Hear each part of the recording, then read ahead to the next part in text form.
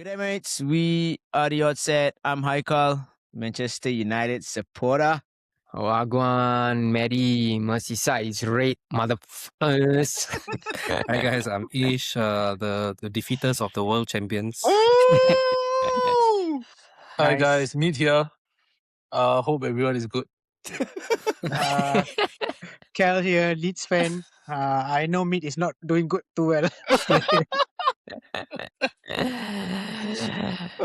As you guys can see, Meat is now turned up in a black t-shirt. There's no jerseys. He has overgrown stubble going on.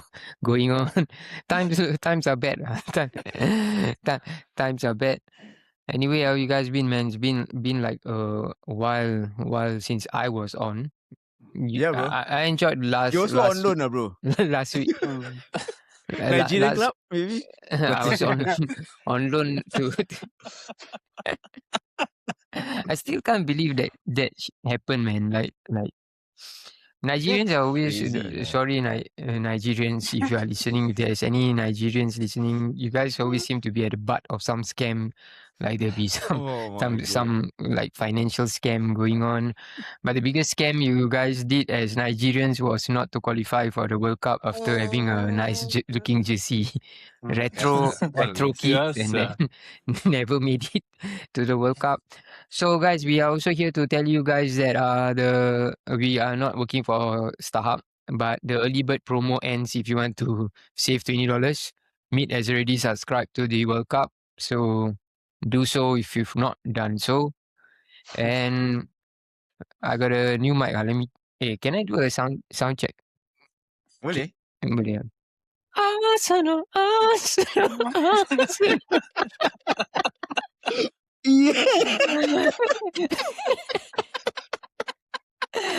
Anyway, all jokes aside, we got a number of games to cover this week. It's Gameweek 33, so we have 5 more game weeks left.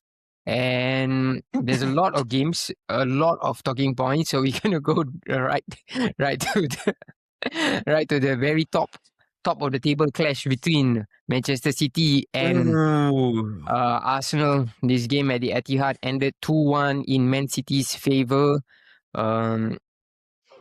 Before anything, right, I think it's only right we give you this space to have your therapy session of what you feel. First of all, how do you feel about the game itself? Take away the title context. I thought the game was good, man. I think from a neutral perspective, you guys would have enjoyed a really good game I think in a long time among the big six. It was a really good game. Yeah. Both teams turned up. It had everything. I think the first 15 minutes actually set the tone for the whole game. Balls hitting the post, goals being scored. Like the Turkey goal was crazy, individual brilliance, and then shithousery goals like Harvard's goal, and then so much of drama. It was a very, very good game. I mean, I didn't enjoy the game because of the result, but I thought in terms of performance, it was much, much improved from Arsenal. We gave ourselves every chance to actually win it. But for some reason, we always seem to end up on the wrong side of margins. But that's the problem when you actually play margins. When you play margins, you might not actually end up on the right side all the time. I thought a lot of the Arsenal players deserve quite a bit of credit. They played well. It was much better than what I saw against Bournemouth and Sporting Lisbon. But yet again, we are here in April for the 5th year in a row talking about how we are looking like we are going to fall short. So very bittersweet for me, guys, in all honesty. Then I've been on top of that. Last 2 days has just been, it's mad lah. It's just pure madness. Yep. I took out the Champions patch to give to you, but then now I realized that maybe the address might be wrong. but like you said, I think like I speak on behalf of all of us, right? It's been quite a while that there's been a game that was so intense. I think like from the off, the game was so intense. I enjoyed the game, and the Merseyside derby was just before it. I don't think I enjoyed it that much from entertainment standpoint, right? And it's true for the people who are XG fanatics.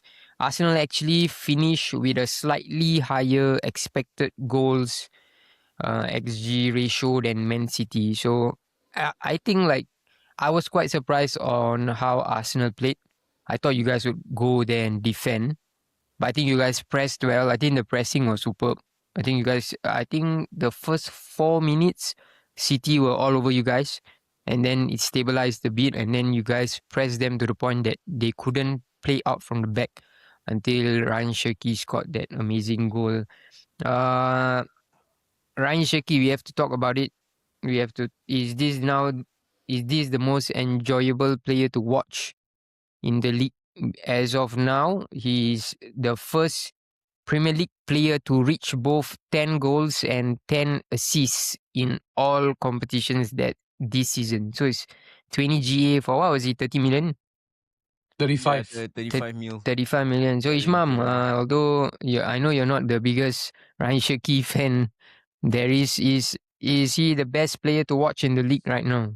Bro, I think without a shadow of a doubt. I mean, so my reason for not liking him is damn stupid. I mean, it was Because against of the game, the Lyon game, he came and like suddenly hold his balls to the United fans. Then after that, the moment he came to City, he say, I'm going to slaughter them at Old Trafford and Yeah, stuff like that. murder them or something Murder like that. them and stuff. So that aside, I think he is, to me, like the best number 10 in terms of like his dribbling, the way he plays. Is a joy to watch. Like he's a complete dribbler, and honestly, right, like if you have noticed the past 10 years with all the players, they only do one thing, like, they just play the safe balls. The only other person I feel does it, like, those crazy things is Bruno lah. But Bruno doesn't have the dribbling capacity of what this guy has. So, like people kept on saying that these number 10s are a dying breed. They are no longer useful in the game and stuff like that. So I'm very glad that someone like Cherki is kind of opening up doors for the conventional number 10s who have become unconventional because of how Pep Ball has been, right? Like very robotic stuff. So I'm really like, we got like putting the fact aside, he plays for the shittier Manchester side. I think it's nice. It's nice to see. Like he's he's a baller. But that's the beauty of football, right? Yeah. Like that's how football should be. You shut your mouth, right? You prove it on the pitch. I think it shows more. It's better there than when you talk so much and then after that you kena the Bruno Cunha, and then like so I don't know, but since then, man, Cherki has been like doing crazy things. Like I think Man City crazy. maybe might regret it at this point, because I remember there's this period of time whereby Pep just kept dropping Cherki. We all like chose him in the our beginning, FPL right? side. I think Isn't it? I think in the beginning he played. Then there was this In the phase mid, whereby Pep just didn't want to start him, and then every time in FPL you'll see he'll come on like in the 50th minute or something for the games. Now he's starting, I think, but that's the joy about football. EPL gets quite stagnant at times. Like there's like Ishmael You know- mentioned, right? Sideways passes. That's why I think this game was a breath of fresh air, because it meant something to both clubs and both clubs went for it. Arsenal could have played safe. I think that's why, like, although there will be criticisms towards Arteta as a whole for the season, I think in terms of his setup for this game, I don't think he should be criticized. But one talking point is Harvard starting over Gyökeres. Mid, would you have preferred that Gyökeres started?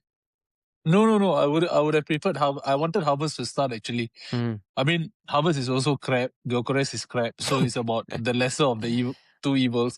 I thought Havertz played very well. I don't think you can't just look at football and look at the sitters miss and say that, oh, he had a bad game. Let me put out the question. If Gyökeres was there, that those sitters won't even have happened. You wouldn't even have created those opportunities.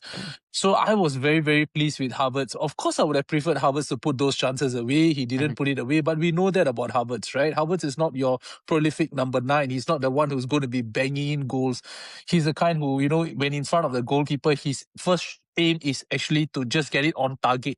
Yeah. It's not to actually be ruthless and find the roof of the net. So I thought the team selection was very, very good. It was what I wanted. Maybe Madueke for Martinelli would have been the only thing that I would have changed up, but he got the team selection really good. Odegaard led the press pretty well. I felt that there were a lot of transition moments where we really generated those XGs that you were talking about, where, we caught them high and then we actually threatened their goal, but we just couldn't finish our dinner. And the thing is that it's about fine margins, man. If that Eze chance, the shot he took, it just was a few centimeters to the right. We are talking about Arsenal probably winning the title already. And probably they would have gone on to either draw or win that game. But it didn't happen. And then, there was a chance with Havertz that he missed. And then right at the end, that didn't happen. So it's all about margins. And I felt on the balance of play, I personally felt we didn't deserve to lose. This is just my take. I felt that we were very well valued for at least a draw. But yeah, it is what it is. We got to move on, right? So we had this buffer. This buffer has been completely used up. It's not like they are going to be ahead of us. If they win their game in hand, it's going to be level. So now we're going to have a shootout, right? 5-game shootout. The whole world will say, put their money on Man City. But the same whole world also put their money on Arsenal on the Carabao Cup finals, like what Pep said. And what happened? The momentum shifted. So I think now the onus is on us to actually switch it up and make sure that we complete the 5 games, win all the remaining 5 games. It's very winnable games. And if we win the remaining 5 games, I think we win the title. Personally, I think if we win all our remaining 5 games, we win this title. So I just need them to lock in and do it. Because there's only 5 games and you just got to do it, man. You just got to do it. Does anybody know what happens if it ends up all square? Like there's now the difference, possibility of the goal difference, same right? same points. Yeah, so what happens is that if it is all same points, they go to goal difference. If goal difference is tied, they go to goal scored. If goal scored is tied, then they go to head-to-head. If head-to-head is tied, then they actually have a game at Wembley. Oh, This is the wow! I would love for that to happen. Although the Game probability at is Wembley, probably holy the crap. probability is but really it can't happen because head-to-head City have already beaten us. Okay. They drew true. 1-1 at Emirates and then Now they the beat goal us at difference is one right? goal difference only. So the goal difference now to Arsenal is 37, to City is 36. City will beat, let's assume City beats Burnley tomorrow, right? But as long as they win, equal or more. yeah, equal or more, so they go on top of us.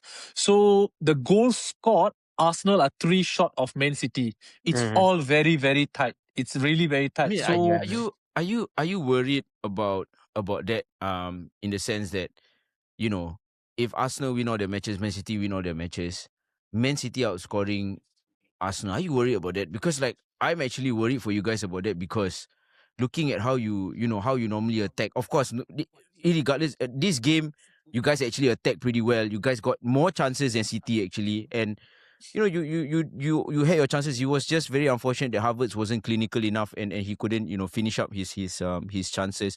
But in general, when you see, when you guys play, you guys are going for that, most of the time set piece, and your attacks are normally lesser, right? Are you worried? Because if City continues winning their games big and they go hard, right?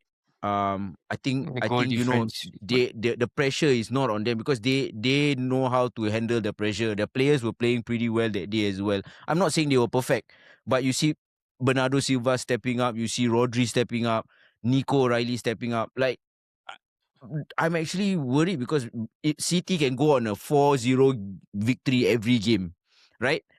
And it can be against any team. Are you worried that if you guys win as well, the goal difference, because your attack is not really as efficient? You get what I mean? Yeah. Yeah, 100. No, I am worried, bro. But my thought process is 5 games, you win all 5, you go to 85 points, you will win this league. I personally don't think City is going to be perfect. I personally don't think. Okay, understand. And with regards to your goal difference questions, if you look at the fixtures involved, Arsenal have got Burnley at home, they have got West Ham away, they have got Palace away, they have got Fulham home and Newcastle home. Whereas City actually have got Palace home, Brentford home, and Bournemouth away, Everton away. Really tough games. So if you look at in terms of the kind of opponents we are facing, we do not face any opponent higher than 12th place. Whereas City actually face a significant number of opponents At the top half, in the right? top, still with a chance of that 5th to 10th position that we were talking about earlier before the pod, about that they have something to play for, European places to play for. So I believe that City won't be perfect. If they end up being perfect, then I just got to eat my words lah. And they deserved it, because if they were perfect, it means they won 9 games in a row in the run-in. And that's insane. That means we are talking about that similar City to a few years ago that goes on crazy runs and wins it at the end. If that happens, then I just got to hold my hands up and say, you know what, fair play. But I strongly believe that they're going to drop something somewhere, but we just need to be perfect. Our remaining 5 games, just win all the games. And yeah, easier said than done, but yeah. I think what... Okay, I think, sorry, Manny. I think Go me, for it, Karen. something that might be of a hindrance, or lack of better words, right, is your Champions League run, So which City doesn't have, right? So they get not only a bit more rest, but their head is completely in this single, it's like a tunnel vision, like, okay, this is it, this is the league. But I think for you guys, let's say, okay, I think there's a half chance that you guys go to the finals. In fact, I think you might go to the finals. I think you guys have it in you guys to beat Etihad, right? And if that happens, right, I feel Arsenal will be in a crossroad, no? Okay, I'm in a final versus Premier League. Obviously, you want to go for both. So I guess when the attention is divided, right, versus when the attention is tunneled, right, there's a lot of difference. And I think that is where the problem will come in for you guys. That is my thoughts, lah. Yeah, but you see, bro, the problem is that the semi-finals is 2 legs. It's going to be very tiring. Physically, mentally, it's going to be exhausting against Atletico Madrid.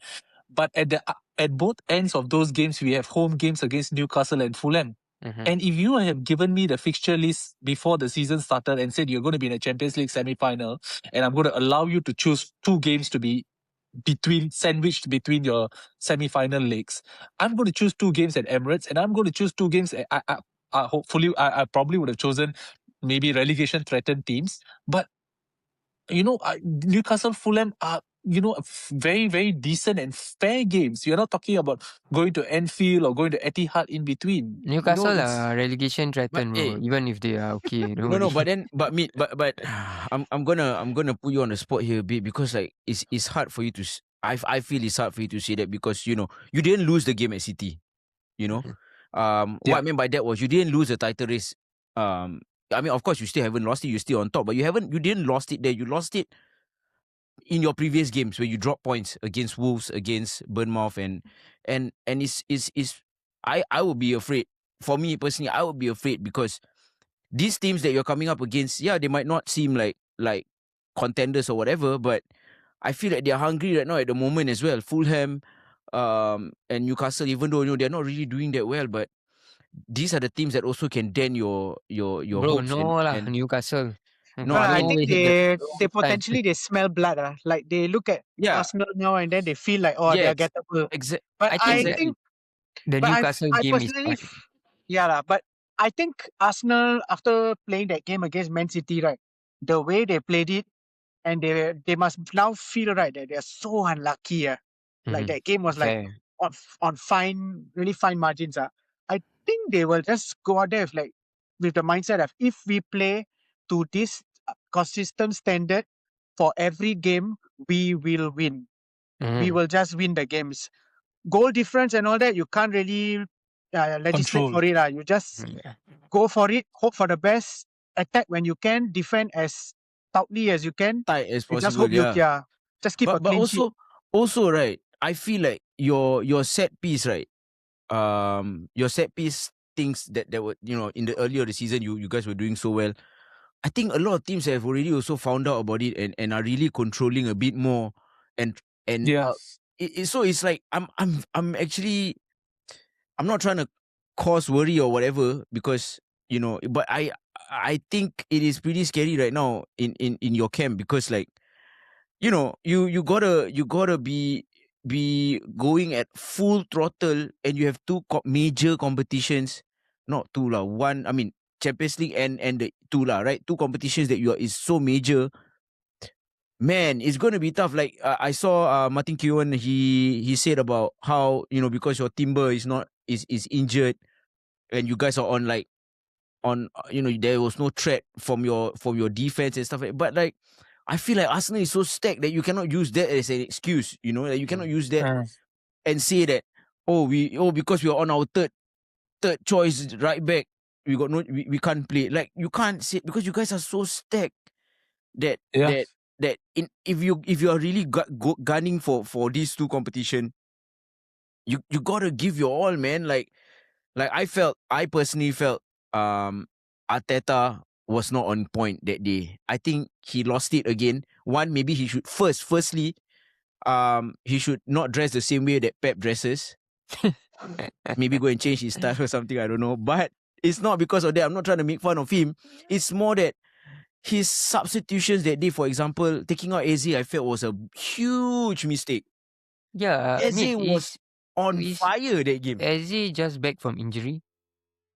Yeah, no, actually I agree. The Eze sub was the only. I personally felt the Eze sub was the mistake that he did. I couldn't understand why he did it actually, but he kind of took Eze out. The only thing I can think of was Eze not at his 100%, and he didn't want to make it worse. I don't know, or was it a tactical decision? I feel like that's the case. Eze does not look. Yeah, but Eze didn't look like he was injured, or okay, maybe I don't know. Maybe he is, right? Maybe we all don't know 100% what's happening.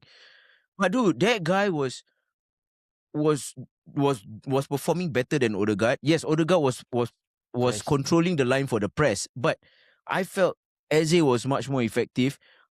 Bringing in Trossard and Martinelli, maybe Martinelli I understand, but like Trossard was not doing anything.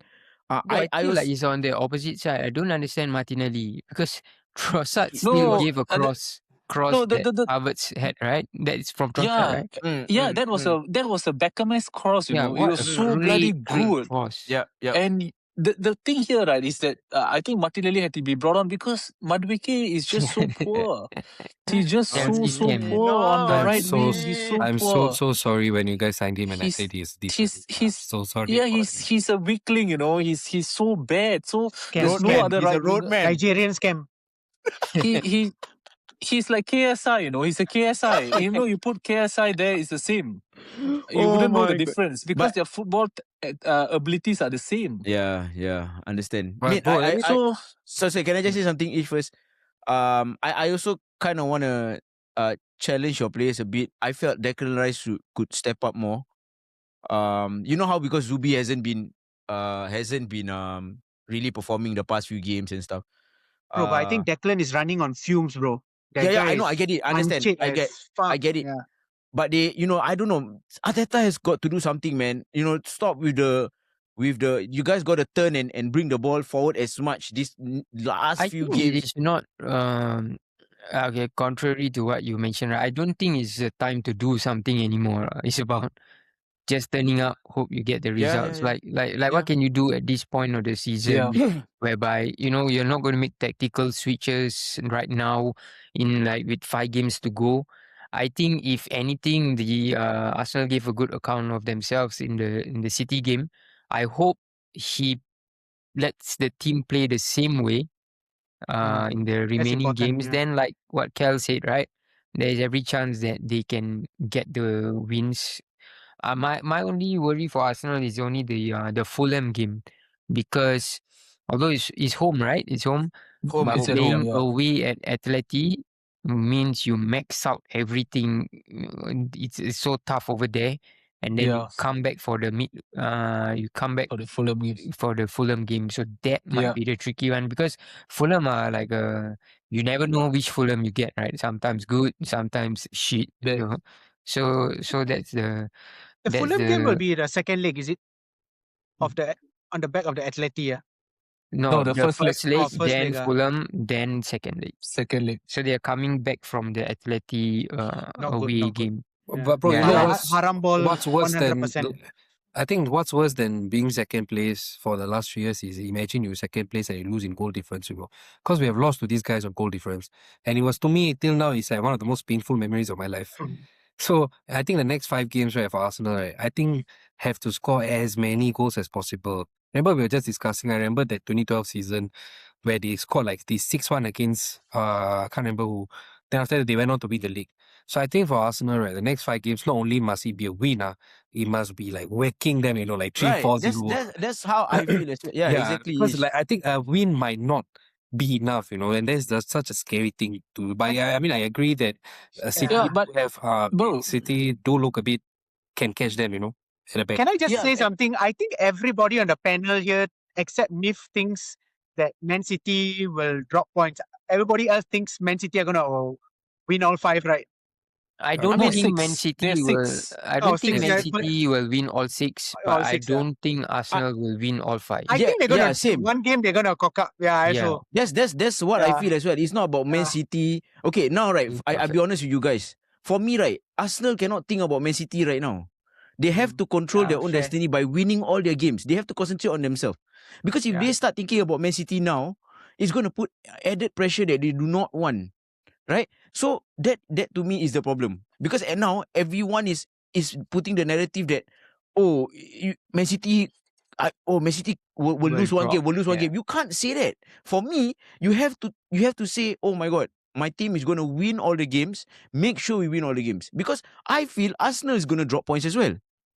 So that is the crazy part. That's the crazy part. So that for me is scary, because if you start thinking about Man City now as being Arsenal, you start thinking about Man City now, dude, you're putting yourself deep. You're like drowning yourself even deeper, bro. Right? You're already thinking, and then you like what you trying to survive. Then you keep thinking about something else. You cannot. You have to think about your own survival first.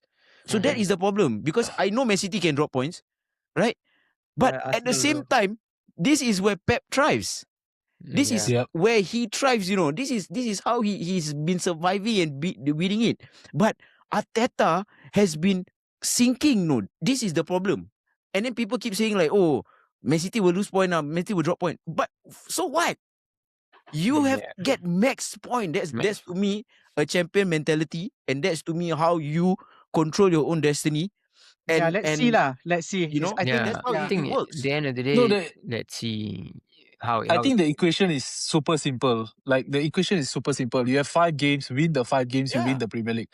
It's as simple as that. So I don't see any reason why, based on these 5 games, if you don't win all the 5 games, then I think you don't deserve to be a Premier League winner. You don't deserve to win the title, and then we'll have to talk about the manager. We'll have to talk about his recruitment, his talent ID in terms of attacking talents, the way he sets up his team. I actually beg to differ from what Ish said. I don't think you need to go out there and score many goals. You go out there to get the 3 points first. That is your only target, because Man City went to Fulham and scored 5 goals, but the game ended 5-4. Yeah. Doesn't matter. You go out there and win 2-0, you have a better goal difference. And if you're going to think too much into all these goals scored, goal difference, with the amount of pressure that is already being built up at Emirates, it's just going to make so many different variables come into play.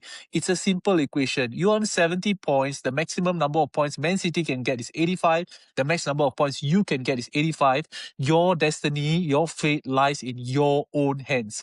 Don't bother about anything else. Go out there and replicate the performance you put up at the Etihad, win those 5 games, and then we see where it is. If they really win all their games, okay, then let's look at the goal difference and see what happens there. And if we are really going to lose out on goal difference, it's going to be painful. But at least I can tell myself, hey, you know what? My boys actually went out and won all the 5 games. They turned the corner. So, then we'll have to go and look back at results against Wolves, results against Brentford, Forest, when we had chance to really pull away. Then we talk about those results and talk about what happened during those times. But I think now the equation is super duper simple. You just got to win the remaining 5 games. It's as simple as that. All I know here, like you mentioned, right, is about the other games. Anybody can lose to Man City any given day at the Etihad. This is Arsenal have failed to win in their last 11 visits to Man City. So that's now I believe like 11 seasons or maybe 8 seasons and some competition, 7 seasons and some competition, right? So Yeah. it's the other results. All I know is one of these two teams are going to win. Do not, there are some guys who feel that Manchester United might win if Man Who's City that and guy? Arsenal. Who's that guy, bro? There is Tell one me who's very that guy? quiet guy at the Who's side. that guy? Oh my god, But it's brother. not the first time. No, I've even seen it online. Oh. But of course, it's like a tongue in cheek. I never said we'll win the league. Okay? I said my friend said. I Before don't we anyhow. wrap this game up, Wait. Gabriel Man and City Alan, FA Cup, so their mind is also on something else. bro, they Yeah. will beat they will beat Southampton with like Hey, before we half move, I wanted to That ask Yeah. everyone here as well, but specifically to Meet. Meet, do you think if Gabriel was sent off and if he should be sent off, do you think that would have made a difference in the upcoming games, no, bro? Yeah. So very, yeah, very, true. very, I think very, you guys were very, very lucky, you know. Good very Lord, good how he question, survived. bro. The question is excellent because you know what? It's a weird take, but I've seen people say this and I kind of resonate.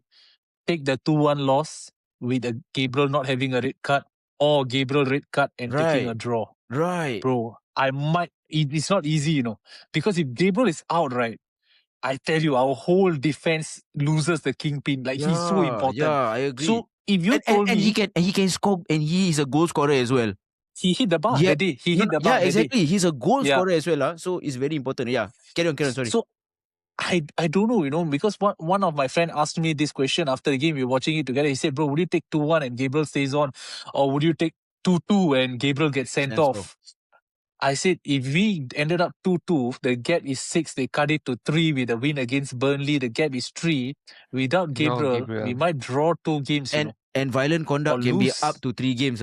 Can be up to Yeah, 4 games. so I put it as 3 games. Yeah, I put it as 3 Let's say games. 3 games. Is anybody reviewing it or is it like There a was done no review thing? also. No, No, as in like it's done. no, Review, no. yeah. It's done. Done. I don't think there's retrospective If action. if Haaland were to fall down, I tell you that's a red. He said Yeah, it. red card Haaland already. said it himself, right? I think in the interview after the game, he But said it. like But lucky he's do not. you guys think? I mean, I guess you all feel it should have been a send off. Everyone, are we in agreement? I personally felt that the Anthony Taylor actually set the tone for the whole game by saying, you know what, these two guys are going to be just fighting throughout the game. I'm just going to let a lot of things roll and not going to step in. Yeah. I felt that was a red card offense because he actually made that leaning forward movement towards Haaland, and you cannot do that. I felt that Gabriel was very, very emotional, very, very volatile during the game, and I was very impressed with Saliba actually, because Saliba was like, you know what, bro, it's another game, man. Like, I'm just going to do my business and get the fuck out of here. But Gabriel was getting into that whole thing with Haaland, and that's a red card. But that being said, I felt the Kusanov one was also a red card. It could have been brought back for a red card because he got in front of Havertz, and we saw Kubasi got sent off for that for Barcelona against Atletico Madrid. We saw the other guy, what's his name? Eric Garcia get sent off for that in the second leg against Atletico Madrid. So that could have easily end up in this, and that is why I agree with, like, I don't like the Laporta and all that, right? But I do not feel Kusanov should have been sent off. To me, that is so soft, and which is why that's why I can agree with why Barcelona was so hard up about the red cards against Atleti, because those things are not red cards at all. Like it's soft, and if you start to give, then might as well you let the player just run and let them score whenever you are in that. Because if you are not allowed to make any bit of contact, right, then it gets ridiculous. So I think the red should, like you mentioned, the ref let a lot of things slide, but but then again, VAR should have intercepted and then called the referee to review. I think the referee would have sent off. So I think like VAR also failed on that, but that's the problem. That's the problem, man. I think that is a big issue that we've been talking about since the beginning of the season. Yeah, officiating is so weak and so bad and so inconsistent that we continuously every week talk about it, and that's why we are all in agreement and disagreement, and we can agree with this, we can disagree with that. It's because it's haywire, bro. The 1 week hair pull, red card, violent conduct, you just put your hand there. Next week someone yank the hair, no red card, same referee. So blinder. yeah, it's because of that. That's why we still have this conversation. But I'm should be sent off, the red you know? card wasn't given because Yeah, you yeah. don't want to. You don't want to at the end of it now go to it and go like, okay, if the red card was given and then City won, the game would have felt would have been different, right? And then now Yeah. we'll be talking about Gabriel not being available for the run in. So if Arsenal Yeah. slip up, and then they will say they don't have the defender. Now everybody is on even ground. Go and play. Let everybody enjoy the 5 games. I mean, of course, V for Mid and Man City fans if there are any, but like I said, let's enjoy. So for once, the VAR messing things up wasn't necessarily bad, but of course, we do not like to see it. We would have hoped for the right decision, but I don't want the title race to be decided on like, oh, red card, and then it's still subjective. Because Haaland didn't fall to the floor, and then there will be the whole debate whereby, but Haaland Yeah. didn't fall. He wasn't even violent, and so it will go to that rather than us being here and talk about a wonderful game that we witnessed over the weekend, right? So I think if Haaland fell to the floor, that's it's a a red, red card, yeah. and mad respect to him for that post-match interview that he gave. He said he doesn't want to play football that way. It's like it gained a lot of respect from me. But I think if he did that, the title, I would be here today and I'll say it's done. It's done. That I don't see any way we go perfect without our one of our two most important players. So, I don't know, man. It's a tough one. But I wanted to just share with you all this crazy fact, this crazy stat. Manchester City have actually spent 2,000 days on top of the Premier League table since Pep Guardiola took over. 2000. Arsenal has spent 2,000 days. They have spent. Arsenal have actually spent 1,400 or 1,500 days on top of the table since Arteta took over in a shorter span. Man City have 8 league titles. Arsenal have 0. Yeah, it's really the end. It's The end season. yeah. It all comes down to this. Actually, you just need to finish the job. You just need to get over that line, and till you get over that line, there's not much we can say as Arsenal fans, as Arsenal supporters. There's not much we can say. We just got to listen to all this, and over the last few days, I had fans of other clubs, Man United, Liverpool, Chelsea, talk to me and tell me how football should be played and everything. I can't win. I really can't win. People who I have never spoken to or I haven't interacted with even have sent messages to friends, hey, how you see all this. So my thing is that you just got to win it, because I can assure you, if Mikel Arteta crosses the line this one time, then a lot of the things will be so much easier next year. Next year, we wouldn't have to be dealing with all this. I am sure the players face the same pressure. We as fans get the backlash from rival fans, etc. And sometimes rightfully so, because of the shit that is sparked all over social media, right? And everything. So sometimes rightfully so.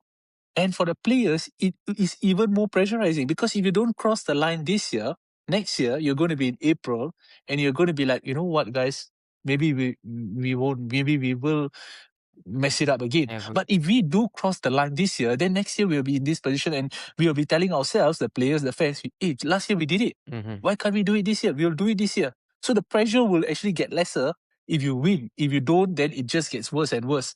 So I don't know, man. I think I think if he doesn't cross the line for the Premier League and the Champions League, he has to go lah. In my opinion, he has to. If you guys lose it at the end, so you both, you and City reach 85 points, but you lose out on goal difference.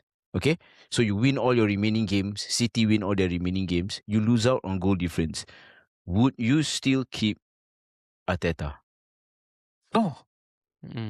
If he doesn't win anything, I cannot keep him. Yeah. He is a glorified, not even glorified. Actually, let me correct that statement. He's just Pochettino with double the budget. Yeah. He's Pochettino with double the budget. We were cussing Pochettino because Pochettino was the nearly man, right? And Spurs were nearly going to cross the line. But what's the difference between Arteta and Pochettino besides the fact that Arteta has spent double the amount that Pochettino actually had available to him in terms of resources? So who is the better manager here? As a football club and as fans, we must understand the most important thing is actually our club. That's the most important thing. We cannot get absorbed into a cult. That is extremely important. And there should never be a free reign in any part of society, whether it's football club or whatsoever. There should never be free reign. Free reign always leads to poor outcomes, because that means that that person can do whatever he wants and there's nobody to question him. And that's why I'm saying, with respect to Mikel Arteta, who questioned him when he took out the checkbook and decided to endorse the signing of Madueke and Havertz? Who questioned? Nobody questioned, because he had a free reign, right? Yeah. You need people, whether in any aspect of it, you need people to counter check you. You need people to be on your toes. Only then will it lead to better outcomes and improve efficiency and better results. This is a no-brainer. So if we don't win anything this season, and I see people coming out and telling me that they want Arteta to stay, Arsenal fans, then they need to give me a very good reason why they think he should stay. Because like what I told you guys, I think I've said for a few pods, that Havertz and Madueke signing are both sackable offences. Sackable. I would have sacked him on the spot. When he signed Madueke, I said no to Madueke, and I had people coming to me and telling me Madueke is a good player.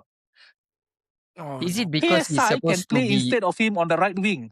Is it because he's supposed to be just the alternative to Saka that people were Okay, okay with it?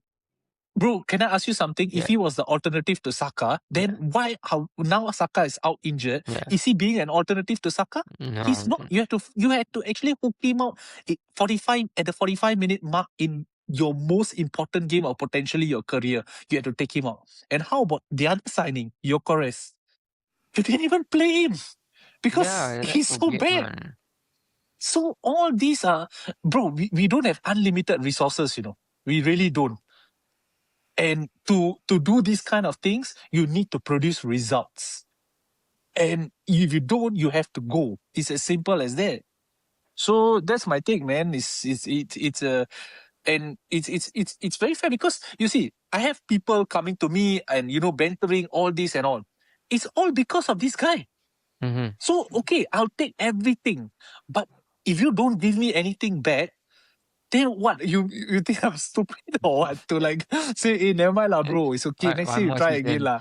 We go one more season lah. All of us. At the end of the day, the fans, the players are the laughing stock.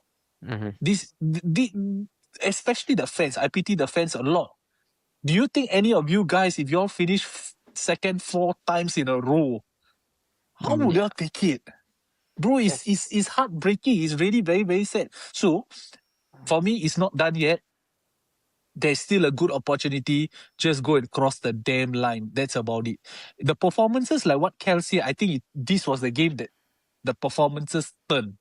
But the result didn't turn. But if your performances turn, I think it's a very good sign. But of course, that being said, the flip side is you can easily shift to being shit again lah. It doesn't mean that your performances turn against City means you can replicate the same thing as Newcastle. Is two completely different kettles of fish here that you're talking about. So yeah, let's go, man. Let's hope for the best, because I one thing I know for sure is that Champions League, with respect to Champions League, I personally think we'll get through Atletico. This is just my take.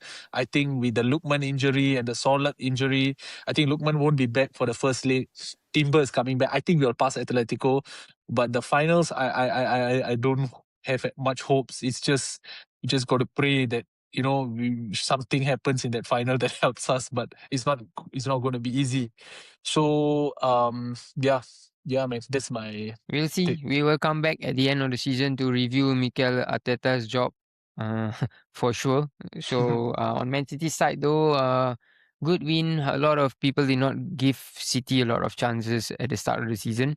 I think it was between Liverpool because of the window we had, and then Arsenal because of them being second for a number of years.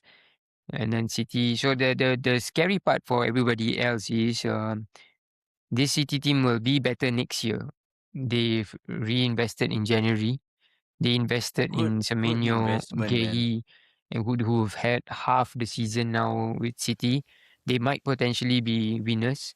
Or even if they don't cross the line, I think next season, now everybody knows their role. Like they know what to do with Shirky. Bernardo Silva, of course, is leaving and stuff. We will see, but let's enjoy the running. All the best to you, Meet. Because Meet, if you did not support Arsenal, right, I'll be all over this by now. But because you support Arsenal, I'm like, guys, if you guys Meet will hope to catch Arsenal. Arsenal's parade, is it? So have you packed your clothes for the parade or now you hang back? I don't even know where am I going, which location I'm going, where I'm going. I don't know, man. It's just messed up. I wanted to add one last thing about Man City. Yeah. This is not me being sour, guys. Please don't take it that it's me being sour. When Liverpool won the league last year, I said the best team won the league, and I admired how Liverpool played last year, and they won it. For me, I just cannot give credit to City till the 115 charges get cleared. This is my take. Their success is built on a questionable foundation, which is still, for some reason, not being told to the rest of the world, and we don't know what is happening. Yes, it's all good going and buying Semenyo, Guehi, Turkey, and playing beautiful football. But if you're not doing it the correct way or the legal way, then I'm seeing teams like Leicester City, Everton, all these teams getting hit by, point deduction and all. But for City, it's 115 charges and there's no answer yet. It has been 3.5 years, a long, long time. So till they actually clear that, I cannot give them the credit because yes, Turkey might be playing really good, really well, but is this allowed? Is this fair? Is this, I'm really not saying this because I'm sour and I think they're going to catch me. No, I'll repeat again. Last year, Liverpool won the league. I took my hats off to Liverpool. They were the best team. They won it fair and square. Till City are able to do something like that on fair grounds, I cannot give them the credit because whenever I look at City, I'm thinking, is this proper? Yeah, exactly. Let's not beat around the bush. Are these cheaters? Are these people who cheat? Brown So envelope, what? bro. Two of you, I know what the two of you guys feel. I think Ishmam and Haikal also, I know what they feel because they're from the red side brown of envelope. Brown envelope. But me personally, Yeah. until you're proven guilty, you cannot now. Okay, I know of course it's been the process been too long, right? And me as a Liverpool supporter of Klopp's era saw us losing to Man City by 2 points and 1 point or whatnot, right? But when City beat us, um I felt it's more on my team than Man City. Whether however they spend didn't matter to me because at the end of the day, whatever way they do it, they still have to perform on the pitch. I can replace Guardiola with somebody, and it might not bring the same result with everybody they bought. So that's why I always felt we were unlucky, but those City teams were too good, and they were not. They've not been proven guilty. So I always give City the credit for it. One day, if they get charged, then rightfully so, they will be relegated. And then if they are relegated, then all of us get extra titles, right? I think. Yeah, I just say it this way, lah. Everyone here will give City the credit that they are due until they are proven that whatever success that they got was done on level playing field. So until that time, I'm not going to give them any credit. Because they if can you go look fuck at it, it's themselves. like UV, right? UV won a few titles at the end of the day, and then they got relegated after a while. I don't see anybody going back and say that, oh, UV were cheaters or they were cheaters. They were stripped of all their titles. They were stripped. So when Man City are eventually stripped, then they are stripped of the title, right? But then now the title goes to United because they should hand over. You only get one, bro. I think the entire period you only get one. Okay lah, I'll take it. But I feel like I agree as well. I think as long as they are not proven guilty yet, I mean, if they are, then so be it. That's when the time will come where they face face the music. But also, why I think so long? No, but why is it taking so long? Why take so long? Yeah, but I also think brown envelope theory is legit, and Arteta should start training with brown envelopes instead of pens. Bro, the next brown Arteta might get is the sacking letter that you are Oh out, shit! The out the P, club. they call it the Oh, P45. Oh shit! Bro, you know the meme, he say I'm on fire, right? Yeah. Then the first comment was he means I'm fired. Fire! I'm on fire. Man, we really broke this game down to the point there's now 50 minutes in this Oh podcast. my god! Just on So this. we are going to end this with the Arsenal Newcastle prediction live. I want to Oh. know what you guys think. Ishmam, we start off with you. What's your prediction for this Arsenal Newcastle game? Oh, and just to mention this, sorry, Ish. Me and Ish got the right prediction for the Man City and Arsenal Man game. City, yes. Well And done. we each got our different star man was on Correct point also. as well. So, Not bad. bro, We are catching Okay, up. so now we are going We're to going so up. Arsenal's fate lies let's go. on you Let's go. guys. Let's go. I think this one will be Arsenal 2-0. Mhm. The star man would be Kai Havertz. Redemption. Kai Havertz. Why Meat is laughing at this here? I think No. I I'm just think- thinking of Kai Havertz being a star, man. I think this game will end same 2-0 to Arsenal. I think Gyökeres returns back to the lineup. I think Gyökeres scores. So that's my star man. Wow. Arsenal. I'm gonna go ask. I don't think they'll drop points. Even though earlier I said the chances of them dropping points is pretty high. But I think they're gonna beat Newcastle 2-1. 16-0. Oh. 2-1 because Because Newcastle is Newcastle. I actually like that Osula guy. He's pretty good. Mm. So he's pretty on fire. He scored this week as well. Even though they lost Newcastle, but I think it's going to be 2-1. Starman, I'm going to give it to Odegaard. Mm.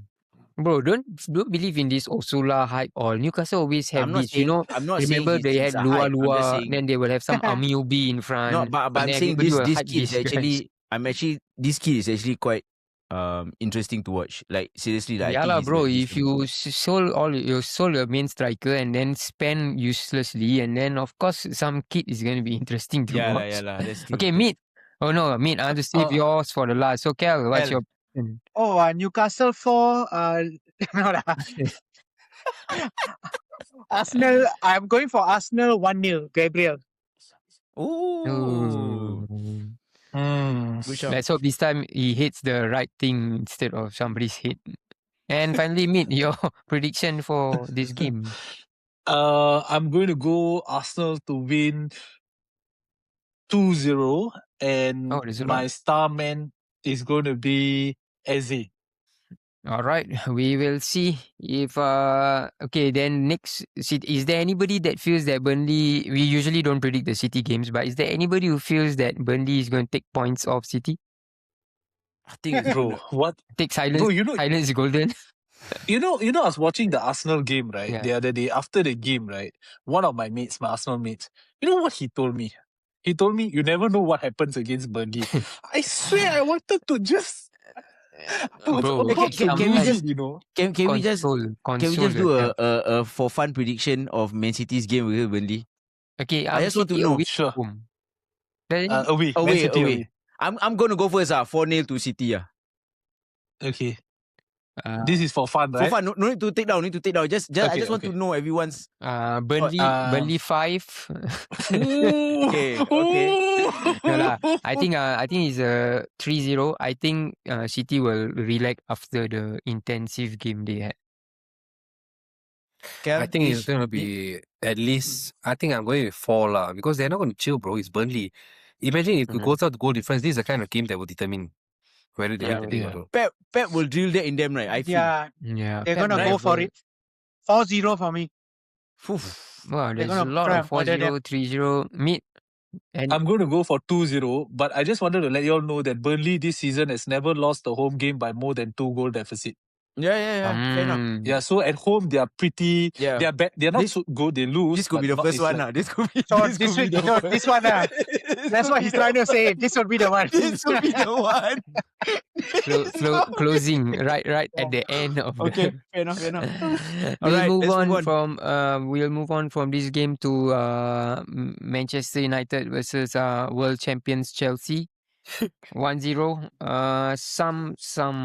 Some unbelievable stat that came out from this game is Chelsea had 21 shots. Manchester United had 4 shots. Chelsea hit the bar the almost identical time 3. when you compare to the number of shots Man U took in Oh, this 4. game, but it still ended 1-0 in United's favour, which possibly makes them favourites for qualification for the Champions League. I think the gap It's between over. them 10 and points Chelsea as is 10 points, is it? 10 points. Yeah, it's Yeah. over Yeah, already. it's a 4-game swing, meaning we must lose 4. Chelsea must win all. Then Just we like go. how you guys might win the title if City and Arsenal lose 5, then you guys win 5. So No one that has said equation. anything about that. Please. Okay, guys, there was no hair pull this week, so I guess you guys have nothing to complain about. So, What do you what do you mean? guys? What do you guys? PGMOL. I you saw all got to Heikel. answer. I saw in the group chat. Heikel was quite realistic about this game. He felt they were lucky, right? Yeah. To win. So what do you make of this game? Like did Chelsea deserve anything? If you feel it was lucky, do you feel Chelsea deserve something? Yeah, point. I honestly felt, we were lucky in the sense that because Chelsea did kind of get more of the ball throughout the whole game. It's just that I feel that, we were more clinical, I guess. Cunha could have scored 2 goals at least. He should have. But that one bad touch put him out. And Chelsea defended that chance. The first one that he got. But like I honestly felt, right, I was afraid of, who, honestly, Estevao. I felt he was before he Yes, got he's injured. Before he got injured, guys. Oh, Kevin's When chances he- got better for Even the though FA it Cup. was it like what he played for like what 12 minutes or something like that, right? 12 or 15 minutes, right? 15 minutes at max, I think. He was When rinsing shots, yeah. Yeah, bro. I felt right. Like if he had a chance also, right? Yeah. I think He had a so. chance. If I got wrong, he had a He chance. cut in and Yeah. took a shot. Yeah. If he wasn't injured, right? I think we lose the game. I think I'm going down to it because I rate this kid highly. I think he's like a Turkey type player where he does things like exciting things. We were lucky that the famous Alejandro Garnacho, the most esteemed footballer of this era, I'm so glad he came in because that moment he came in, he All the got threat. wrecked.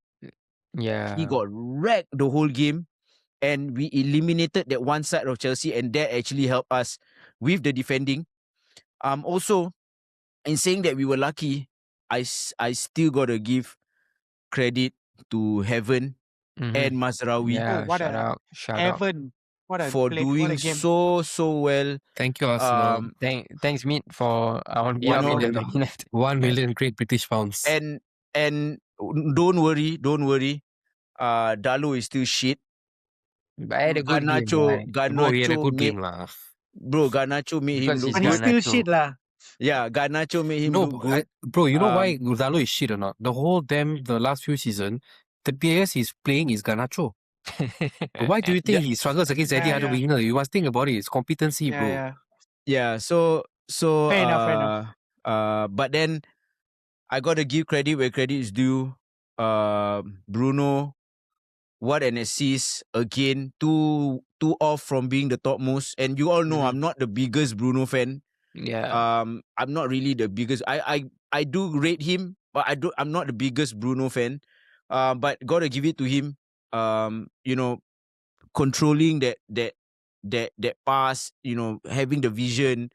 Boy, sorry to cut Fantastic. you off Yeah. at this point because of what you mentioned. So, guys, do you guys feel that Bruno is going to beat the all-time assist record held by Kevin De Bruyne and Thierry Henry, which is a 20 assists for the season? Bruno is currently 18 with 5 games. Do you So know what Mason Mount saved him from a booking? Yeah, I know. He was going You to get saw the that, yellow right? and then He was going to Mount get a yellow. Mason Oh, Mount then said, no, Mount no, kicked the no, ball. fuck it. He kicked the ball or he something. blasted. Yeah. No, bro. Yeah, he He blasted hooked it the ball over into to the Chelsea Oh. the fans. referee booked Yeah. Mount. The He referee forgot booked about the bro. foul. Yeah. So do you guys But feel he's- he's going to beat it? Yes. I feel he's going to beat it I because think of so.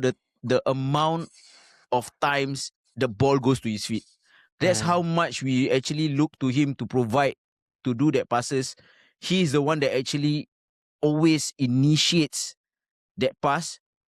But in that game, guys, I can't give it to Bruno. Even though he won the player of the match, which I felt he shouldn't have gotten the player of the match. I personally felt Kobe Mainu deserved the player of the match. What a player. I can't believe. I don't know. Maybe Amorim had a bigger picture. Maybe Amorim saw something for a bigger picture, meaning because he kept saying in press conferences, oh, we're getting him ready. He's on the way and stuff. But there was this one interview that really got me thinking when the reporter asked him, as an attacker, who are you going to bring? And then Amorim laughed, who? Kobe? I felt that was the weird one for me because Kobe was everywhere. We missed him that one game, the last game against Leeds, right, Kel? And honestly, if Kobe was there, I think you guys had no chance against us. No, I don't think so. The way he controlled the game, the way he delivered, he distributed the ball. Right. Yeah. Fantastic, man. Fantastic. The way he changed levels when Hayden gave that through ball, that through pass, direct pass to him, and then he went past I think was it Enzo or something, and Caicedo. Amazing. So I gotta give it to Kobe this game, and yeah, man. I felt we were a bit lucky, but I think surfing right. all the way. I think Bruno is not going to beat the record because it's easy to get 18 because Salah was here last year and Salah was and then towards the end of the season when everybody was expecting it's another 2 more. I think Salah finished at 18. Yeah. 18 he's For some reason, even the simplest thing people cannot finish.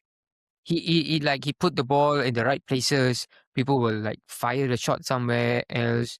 It's just that when you need to get the 2, it just doesn't come. So I think Bruno is not gonna. He might equal it. I don't think he's gonna beat the record. Maybe they secretly hated Salah. They just didn't want him to get. Possibly. Or was it because Nunes was the striker, right? Yeah, that's the big Not one. really because end of the Gakpo season, also was around. Nunes Oh wasn't my playing. Guys, for all the slander you guys giving, you guys realize we won the league, right?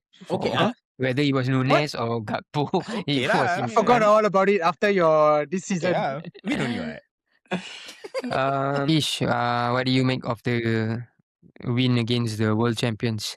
I only got one question. Can we keep playing them every week or not? No, because we have double on them this year. Both times we win. And the away end, like at one point of time I was watching the game, I was like, is this a library or what? Stamford Bridge. All you can hear is United fans, shouting to Alejandro Garnacho, who's that Fred from Argentina? Who's that money grabbing whore? Alejandro is his name and he hasn't got a brain and he won't be winning trophies anymore. That's the whole damn game. That's all I heard from the away fans. And it's crazy. So at one point of time, actually, I started pitying him. Like I realized he's just a boy. No, I mean, I don't know lah. Like I used to like him last time. He's still a young boy. I mean, but he deserves it lah. Whatever it is. You guys seem to like have this vendetta against anyone that leaves the club. Like Not there's really. this hate for Rashford. Then there's this There's hate no hate for I Rashford. have no hate for Rashford, bro. There's no hate Yeah, for fuck Rashford. Rashford. Then there's this hate for Sancho. Then Bro, Sancho, they they were a also piece of like- shit. okay, No, bro, they were- Garnacho, right? I always felt even now I still feel he loves the club. The problem was his personal problem with Amorim, which I always felt it was right for him to lash out at Amorim. And Kobe Mainu, you guys would have, if Amorim stayed, you guys would be in the exact same position with Kobe Mainu. I feel because of how Amorim treated Garnacho, how Amorim treated Mainu. I think if you guys had Amorim for a longer period of time, right, Mainu would be exactly the same. Probably there's this South American pizzazz with Garnacho, like on how he acted, and Mainu would have been more level-headed when it comes to this, right? But I think you guys will be in a very similar position when it comes to Mainu if Amorim stayed. So even now we are looking at it like they are saying like Garnacho remove Chelsea related posts and then post his time with United, right? I feel that he regrets it, but it got beyond the situation because of Amorim, and then him being immature at the age that he is. He reacted to that way. I think end of the day, he doesn't have hate for the club or the fans. But of course, now the fans giving him back. Of course, everybody is entitled to feel the way because he went to wear like Rashford's jersey and all that. But I think all of it was just against Amorim than United. Also, he So gave an interview as well. He in the interview he did say that he was young and he was just doing all these stupid things. Yeah, that happened recently. I think he regrets it, but I think it's a That's lot just of very recent only. That's just happened like few weeks back only. Yeah. I I mean, think if he that's was what to his join, advisors told him to say in the interview, not him. I I don't think think if he he has was the to personality to join know. his join younger brother, is Chelsea, it? right? Then if you have already joined Chelsea, then what were you supposed to say? Like, I wish Man U never sold me. Of course, he has to go to Chelsea and say that I'm glad Fair to enough, be fair in enough. this league and Fair enough. so the hate that he gets, I don't get it, but maybe because I'm not a United fan, you guys are. So, fair enough. Bro, like the Amorim thing also, he started him every damn game up until the finals where he bought him on the second half. And okay lah, I mean it's I won't say normal for you to lash out, but then there's then like the moment before he left, he started doing a lot of rubbish things lah, bro. Yeah. Like legit. And like if you tell me if any players who leave United, the fans have a problem with them, I think that's bullshit, to be honest. Because the only people you can mention are Sancho, who's getting paid fuck tons, never play for us. We send him away for mental health shit for 6 months, comes back, doesn't run. Yeah. Rashford Where is doesn't he run for the now, club. Bro, he's on Aston loan Villa. to Villa. So obviously he's Have you getting paid guys bucks. sold anybody that you guys actually like Anthony like lah. of recent times? Yeah, Anthony and Garnacho lah, just the two of them. that you Rashford guys is still feel like are respectable and that of recent times. No, right? I don't feel like you guys sold anybody and be like, oh, he was a good player. We sold him. You guys always be Garnacho like, look Arsenal player in the since future. I would say the I was about to say that. If they sign him, right, I'm telling you, Are you done with Arsenal? hits must roll. bro, he bro. Because Bro, there's no bro. there Let's I will join consider Daniel what Fark's do I army. have in my life. I will consider like what do I have at stake in my life, and then I'll make an informed decision if they sign Garnacho. because now there I'm is this telling- news that Chelsea might look at selling, although Rosinha said He said no, that right? is no, right? Yeah. But then Chelsea wants to sell, and then you guys both like to buy Chelsea players. So it's a When does possibility. Rosigne have a say in players? It's a high possibility that Your Arsenal might. model is based on a random guy upstairs making a decision saying, oh, this guy maybe we can get 10 million more lah. Why don't we sell him off? Yeah, They don't it's care possible. about this. Rosinha is not the principal, man. He's just a PE teacher, Yeah. bro. He's But just he's a a He can do teacher. what? No choice. He It's cannot choose his very- class. He cannot choose Very his possible, students. right? That they are We going text to Boli sell and find out Garnacho. whether he want to sell Garnacho or not. That's where the no, like, I decisions mean, are made. like regardless of this, like okay lah, this one is really sidetrack about the Garnacho shit. We got lucky, I would say, to come up with 3 points. I thought maximum we'll get is a draw here because they started off very well, Mhm. but I felt it's a lot of bark but no bite. You know what I mean? Yeah. It's like a chihuahua. That's how I felt. Like as Heikel mentioned earlier, I think Kobe had a wonderful games against the likes of Caicedo and Enzo in the midfield, right? Combined together, that's a $200 million midfield versus our academy boy who kind of did all right. I mean, honestly, he did we missed him last game, and I'm so glad he's back. And there was another player I would really give my hats off to is Aiden Heaven. Right? Because this guy, he's 19 years old, came to us when he was 17 and a half or something like that, from Arsenal Academy, as I was mentioning to Mick. So thank you for a gem of a player, I feel, because this guy, what we missed out in the Leeds game, 1 right, million. was that with Lenny Yoro, what happened was there's no progressive passing up front. Lenny's always passing to the sides. And I'm not shitting on Lenny at all. Just different kind of players, different profiles, right? But what Heaven does very, very well is he can break the line with his passing, Yeah. right? And that one quick pass to the midfield where we have Kobe who can turn, we have Bruno who can turn, and then it sets off the play. And we got unlucky with, like, Cunha could have scored 2, I feel. Yeah. But end of the day, bro, honestly, I'm very proud of Carrick for setting up the way he did. We had a makeshift backline, Backline. right? Yeah, and man. this is, I think, our third clean sheet of the year or something. And to get off a clean sheet at Stamford Bridge, honestly, I was taking a joke on them or whatever, not. It's never an easy place for us to go. We haven't won since 2020. It's been 6 whole years. We have not won a game at Stamford Bridge. So, end of the season, this kind of timing is really about getting the result, no matter how like what happens.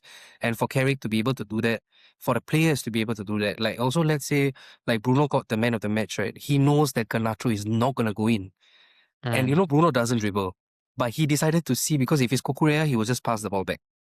But it was Garnacho on him, so he was smart enough, right, to take that one extra touch, take the dribble, because he knows Garnacho is gonna come. So it takes a lot of brain at that point to be able to do that kind of things, and then the ball to the middle, which actually I think is Sesko. But Sesko did well, bro. Sesko did well. Fantastic. Sesko, he did held well off, because he held off. Yes, he held off Caicedo. the defender, So, man. honestly, we had quite a few counter attacks, which honestly we could have buried them at a certain point. And Mbeumo is still a bit, I don't know what's happening with him, and I hope he finds his form.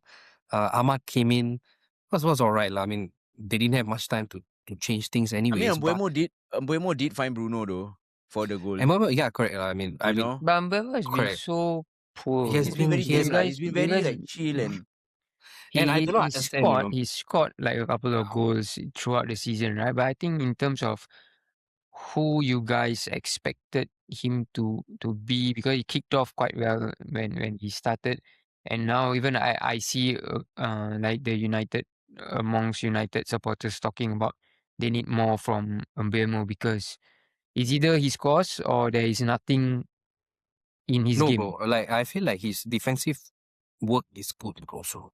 But then obviously, but I the reason why we buy this kind of marquee wingers, it's not for my defensive thing. I rather them be more influential in the attack. So that's my thing. But however, I will give him the benefit of doubt. I mean, first season jitters. Many players take a while. Although same league, many players take a while to kind of get used to the system. And we have had 2 changes of system in the time he has been here, lah. So, but sorry, just to chime in on this Mbeumo thing, right? I think everybody is like a bit too harsh on him as well. I know he's not as like hungry, or maybe he's not as hungry or whatever. Like he's not as how he was before. But dude, he's still on double digits in goal scoring. Like he has goal. He just scored quite a few number of goals. And no, that was the beginning half of the season, lah. Yeah, and he did that. Or his goal scored was actually helpful towards where we are now. So 100%. Yeah. I think it's okay for him to coast a bit. I think he's proven that he was a world signing and he's a good player. I think he just because there's just adjustments going on, injuries happening and stuff like that. So I think it's just that I feel it's just that, but that's just how I totally understand, and I'm glad that the second half of the season, like first half of the season, I don't know whether you guys agree with me, but do you guys feel that Cunha was a bit under he was underperforming, right? Yeah. I don't know whether I'm the only one who felt that way, but what happened is that the second half of the season things switched, right? Whereby Cunha has stepped up versus whatever, and it's a beautiful thing, right? Because we signed 2 players, one is performing, there is a balance, and all we hope for is next season, once everything is in place, both can fire at the same time. That would be wonderful. And the only reason why we are where we are versus Spurs are where they are is simply because of the attacking signings, right? Because of the signings that we made, right? And we realized last year the problem was scoring goals. This year we have scored plenty of goals. And I feel our goal catalogue this year has been crazy. But there is a bit of a problem. And I wanted to address the problem. The problem is in the XG we create over the last 10 games. Okay? So actually, by right, our Arsenal game we're supposed to lose on XG. We didn't create enough. Last game, the Chelsea game, we're supposed to lose. But I think almost 1.4 XG. We're supposed to lose based on that. Fulham game, we're supposed to lose. So actually, a lot of the games are we're actually getting, lack of better words, lucky. But I do believe you make your own luck. And this world is come because you are going for it. Right? If you're passive, it's not going to come. However, I do not know whether this is sustainable going forward. Because if we are going based, because I've seen this story before, right? Remember, we had a major bounce with Ole last time. Yeah. It was a crazy bounce. We won 9 games in a row or some ridiculous thing like that. And I do not know whether this is a history repeating itself. And are we supposed to learn from this? I do not know. And I'm not going to judge Carrick until, let's say, the season is over. But I was mentioning to you guys just now that there's a 4-game swing, meaning that we have to lose 4 games and Chelsea has to win the next 4 games for them to be in a Champions League spot and for us to be not. But they are also facing Liverpool, who are also going for the Champions League. So I do believe that Chelsea are not going to win all the games. I sincerely do believe, because they have won 1 in 7 of the last games. Yeah. They are not in a rich vein of forms. And I just hope the XG thing gets settled in terms of us creating. But the intensity last game, I do not doubt. We were compact. We had the intensity, almost caught a few. And I knew the game plan was going to be just to sit back and just counter. And I was having a conversation with a friend, United back in 2010 to 2013. If you go watch our games, right, we never dominated the ball, no. Nothing like that, no. It was just attack only. We were never must have 60-70% possession, no such thing. It was just smash and crack, go, attack. And that's the kind of football I like and I appreciate. So I hope that, Carrick, if given the job, which I think is getting highly likely, because according to the sources that's coming out from Carrington, they are saying that if we can secure the Champions League spot, it's most likely going to him. Mm-hmm. And On a also long-term another- contract or like a short one? Sorry? On a 3 years. long-term It's gonna be contract. It's going to be a 3-year contract to Carrick. So this was another good news for United fans. Kobe will soon be re-signing A new 5-year contract, 150,000 a week. So that will be coming up soon. I feel it's going to be before the season ends. It's going to be announced. So finally look out for free. that. My boy, the He's finally he's still in the club, bro. He's not free yet. bro, He's still with us. honestly, I'm excited for that. finally freed the boy. Chelsea game was the only game from him that I felt that he was the player that, the one that broke through. Doing the bits in the because midfield, you guys have not been having losing. some complaints about him. Correct. Right? Because he loses battles very easily in the midfield, doesn't have the pace. But the one thing he can do is he's very, very press resistant, right? Yeah. And we need centre backs who have that ball playing ability that can pass quick to him, and then he can turn the play, pass it to the wings and whatever not. So I am optimistic because I am very happy with Heaven. And I think Heaven and Maguire would make a decent partnership, I feel, until the end of the season at least. Yeah, because one is a destroyer, the other one is not destroyer, one is in the box. So you mean this is the available defenders for you until the end of the season? No. So 2 more games we'll have Lisandro back. Yes. But I don't know. I feel that if Heaven is doing what he's doing, we should give him the thing. And I hope, because I think moving forward, I do not know whether I can completely rely on Lisandro or De Ligt to be the guy forward. If I'm going to be very honest. Because best ability is availability, and these two are seldom or never available for the club, man. And it's very frustrating. It's very, very frustrating. We have to... I think the most important thing we have to settle in the transfer market is the midfield, right? We have to get two midfielders minimum, and then after that we're going to go for a centre back, because a decent centre back, because how are we going to depend on these fellas next season? I hope it's not the same case as this season, whereby we lose the first game or every competition. So I did a math So roughly, if this season we play 40 games, next season minimum we'll play around 52-53 games. How do you get the number? Okay, so 7 for Champions League. And let's say we don't make it. Right? 7 for Champions League. Oh, bro, respect lah. We have to be realistic, bro. We have to be realistic, bro. You really want to do the numbers, We have to be realistic. No, bro. so I thought, okay, maybe Carabao we can go through 3 rounds. He's been so free for the past 3 weeks or so, bro. There is, of course, time to go and What you calculate. miss, yeah? Huh? He's, you guys have not had games from Hari Raya, bro. Like that. You know why I Oh. was so triggered in the Leeds game, right? It's because 24 days I haven't watched football. And then I see my fucking team playing like that. And that's the reason why I took all the baits that were thrown by Kelvin. Don't Hey, be. but can I just chime in a bit on what Ish said about Mainu and Haven, right? Yeah. I think I still stand by what I say. He's defensively still not so solid. That's why Casemiro did all the dirty work for us on that in that match. Hopefully we sign someone equally as you know. I'm gonna miss him, sir. Yeah, hopefully Yeah, as you're gonna miss good Casemiro. as good as Casemiro. Because Ugarte is not going to cut it. I can't defend Ugarte or I can't help Ugarte anymore, or whatever. But Like you guys need to move along. Missing Yeah. is missing, right? Like I don't really understand. Okay, as much as what is it? Availability, Shmam. What is your tagline? The greatest ability is availability. Yeah, as much as you Yeah. guys, I don't understand for the life of me Harry Maguire's new contract. He has don't signed a understand. new contract, right? I do not understand also. I also don't understand as well. Because but City would have fucked him off by now. Yeah. John Stones is so- gone end of the season. So it's like you guys do this. So Casemiro, whether you guys miss him or not, we know that He's when moving anyways. you add up the Champions League and you add up the FA Cups and all of it, fella is going to like run. Now he can last 60 minutes, then he's going to last like 45 minutes moving Yeah. forward. So it's the right thing to do I for mean, you I mean guys it's good. Yeah. to reinvest. No, and as look- in like I think like the reason why I say I'll miss him is simply because not because of his like defensive capabilities and whatnot. No, because you see, he's a genuine goal threat. Mhm. Yeah, He's from back set post piece- headers. set Like, piece. bro, honestly, right? How many games has he won for us or drew for us from that position? So that's why I'm saying, like, to replace him, like I would say, intensity wise, can be done. There are a lot of players which we can do to like sort of solve the defensive part of the thing.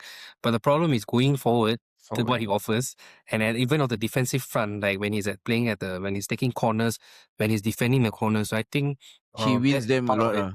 So, Correct. Meet, At are that you part, And he's Are a you champion. looking- He's a major champion, guys. are you Yeah, looking sure. not with United? Not of course not United, but Okay. like his trophy in cabinet is general, huge, bro. Like he has Meet, won a are lot. you looking to sign him on a short-term contract since he's like it's a menace from set piece, Casemiro? Because you guys What can the benefit fuck from kind of question think is must this? I think must go for Coyote lah, bro. One season We are deal. looking at Garnacho. Oh my god. Michael Coyote, bro. On Chelsea side though, Chelsea have now lost 4 Premier League games in a row and have not Love it. scored in any of the four games. Wonderful. So Bagus. before we end this segment, I just want to ask Meet and Kelvin, do you see PE teacher Liam Rosinha staying beyond this season? He's fucked. He's gone. He's screwed. He's Would you? If he had that form as a Leeds manager, you he would would want him fucked off gone. right now. Yeah, he'd be gone. So But Chelsea, I feel like they took him for a reason because he's the yes man, right? So yes, exactly. 7 years. No, he will not rock the boat. Gave him a 7-year contract, wasn't it? Yeah, That's standard lah. That's default contracts at Yeah. Chelsea. So I don't know like if they are going to sack him like end season. I feel like they will give him the start of next season and then sack him like 3 games into the season. So that was the point. Just Andoni even is more available beautiful. on an 8-year deal. Don't worry, Who? Andoni. Oh, man, my boy. No, Andoni is going back. He's going to back to Basca. Bilbao, Liverpool got no Bilbao, chance already, bro. Bilbao, yeah. Oh, it's Yeah. confirmed already, is it? It's not confirmed, but No. very, very strong links. I got this strong intuition that he's going to end up at Chelsea or he's going to end up at Newcastle. No. I feel he will go to Bilbao. Yeah, same. He got a lot of because he used to be an Pies. ex-Bilbao player. Love for Bilbao. He actually right? cares about the club a lot. right? Yeah, Well, he was a right used to back, be their right? captain.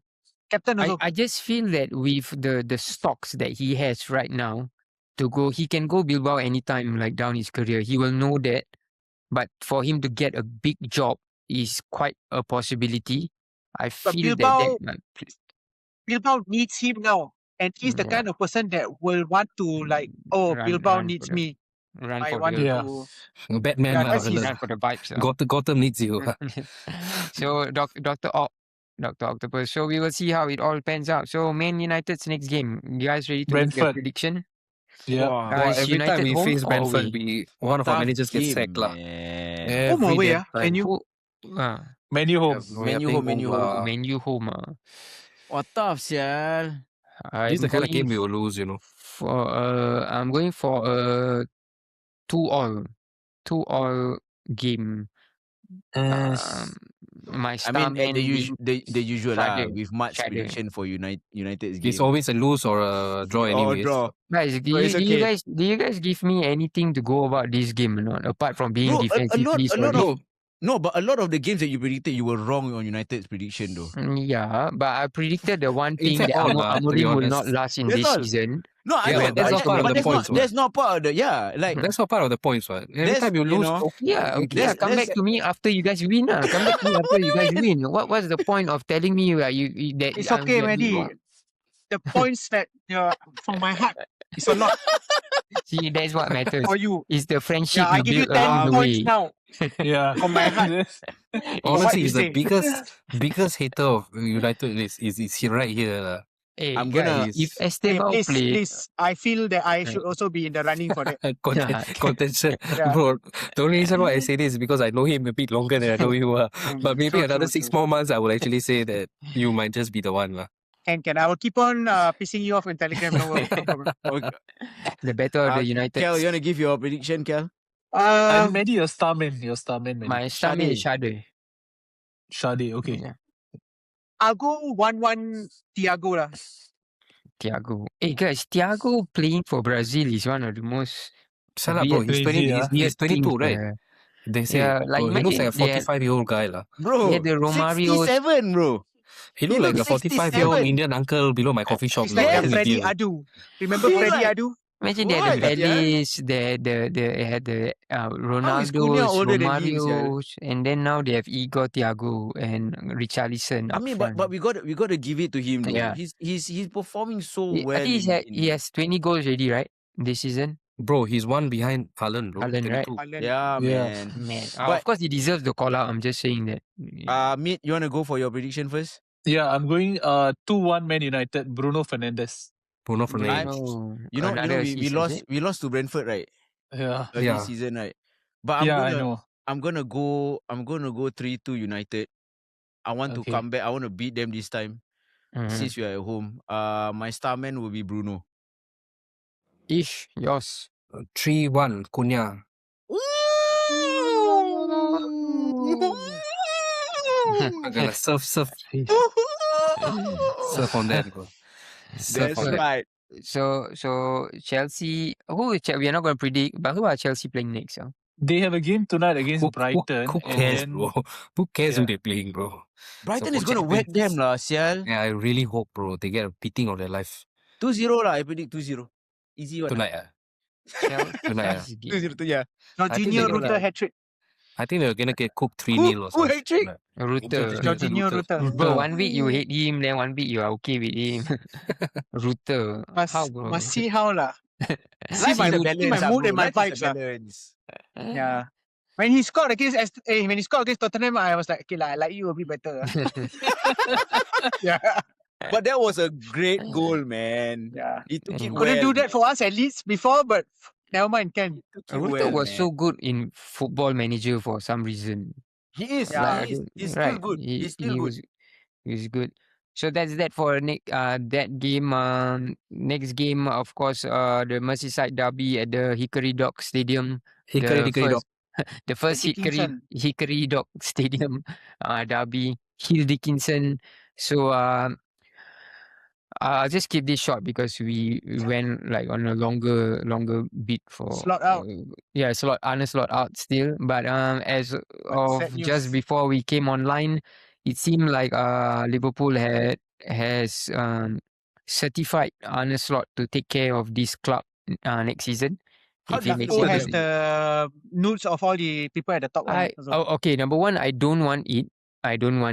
for everybody's. Please know that I don't want it. I had enough of it from like maybe 5 games or 10 games in the season. I already had enough of it. But number 2, if they are giving him the chance for it, it's maybe on the with the knowledge that they might not be able to get some people that they might want. I of course this is hypothetically speaking, right? Maybe like Alonso, maybe they might have approached these guys. Maybe these guys made demands that the board doesn't want to agree on, or maybe these guys just didn't want the job. So maybe they would have seen it.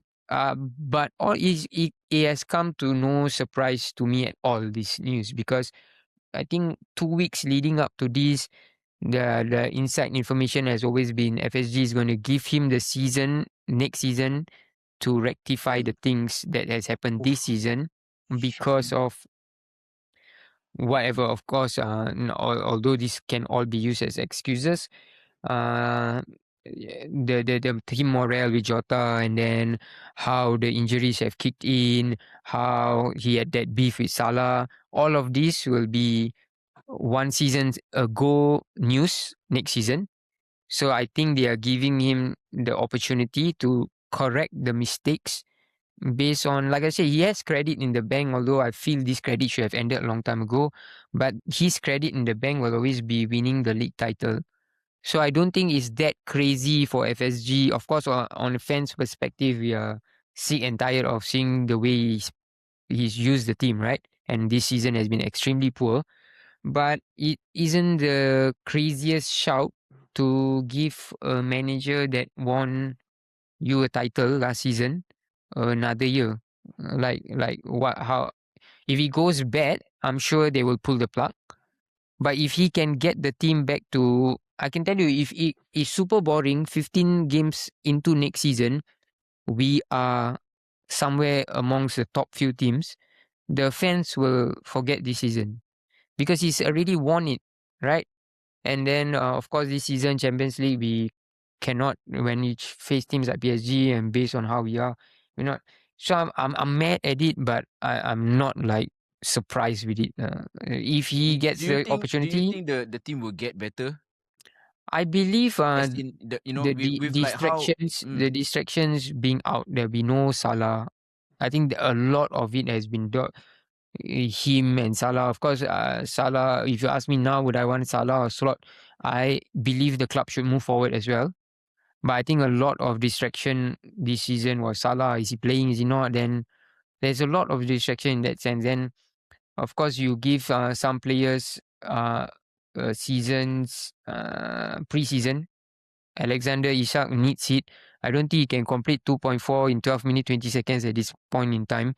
It's that bad. So he will have pre-season with all these guys. Of course, now we lose Ekitike. Oh, that's sad, man. So a lot of things needs to be done. I firmly believe we will be in transition next season.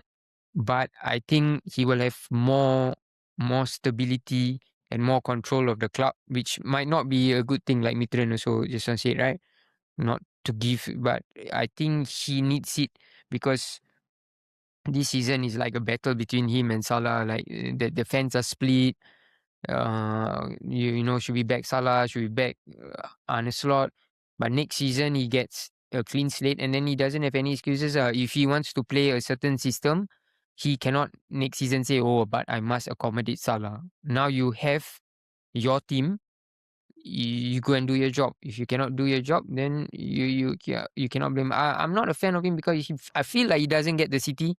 I feel like he doesn't get what Liverpool is all about now. Like sometimes his press conferences come out a bit as nonchalant and all of that. So I don't know. But if he is to stay, then who am I to say what I feel about it, right?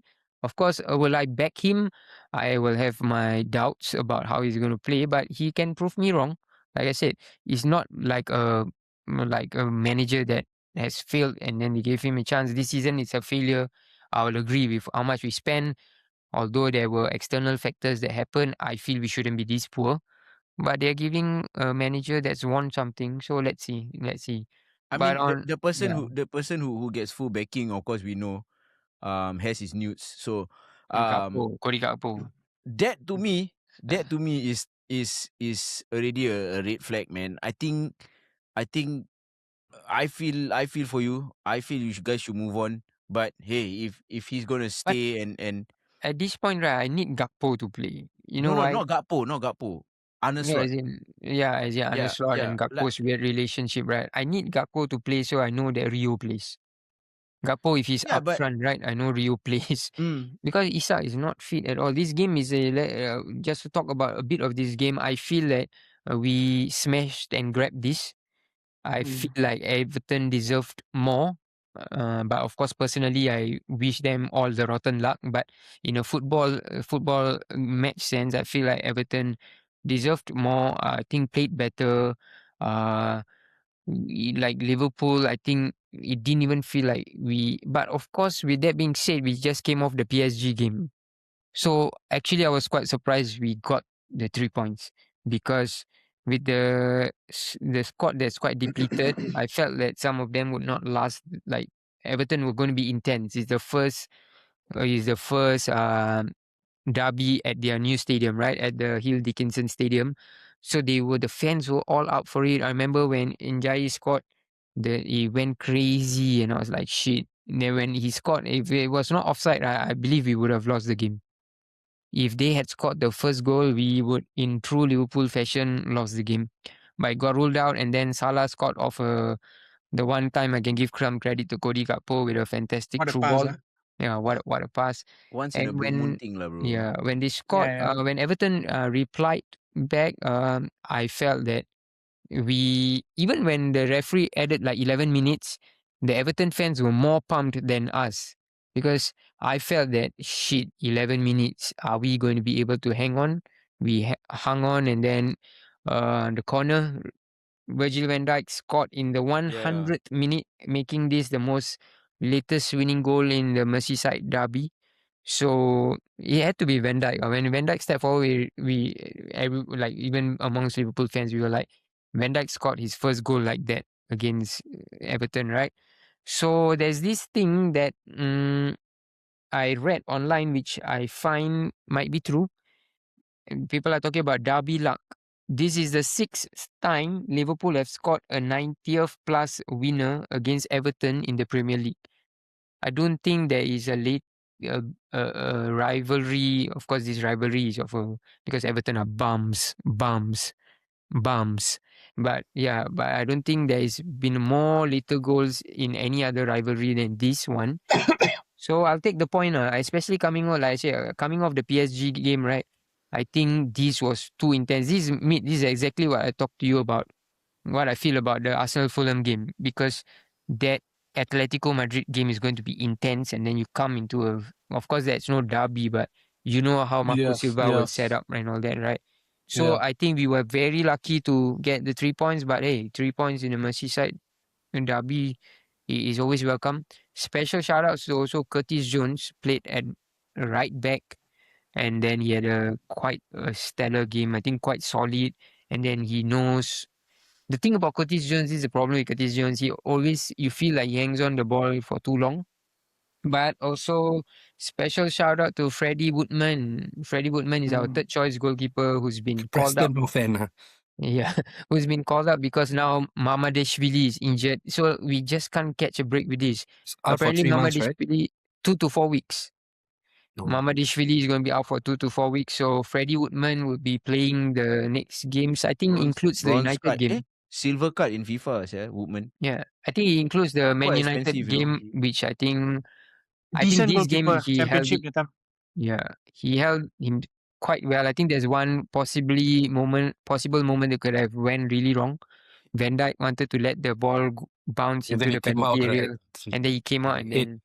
Hit the ball. Much like the Chelsea game for Everton, the Man Utd Chelsea game, right, is a lot of buck and no bite. Because when Woodman came in, I was thinking, shit, they're going to put the balls in, they're going to test him, they're going to give him all sort of problem. They took shots from like 30 yards, 35 all yards, were flying high. and skied it. I think Woodman didn't have to make one save.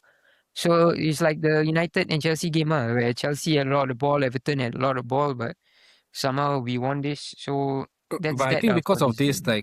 because of this win, right? I think it kind of cements your Champions League spot also.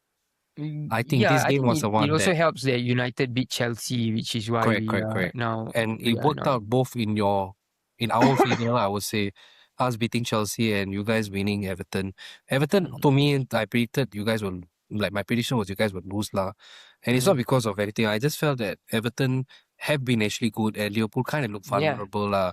Right. So that's the reason for me thinking Everton not could a- get it's something away from it. Not a bad shot, and it could have easily happened. Like I say, if if the Iliman offside Njai, goal. if the Iliman Njai, and I think that guy is like Bahong the transfer man. Next. Where do you this guys see him going?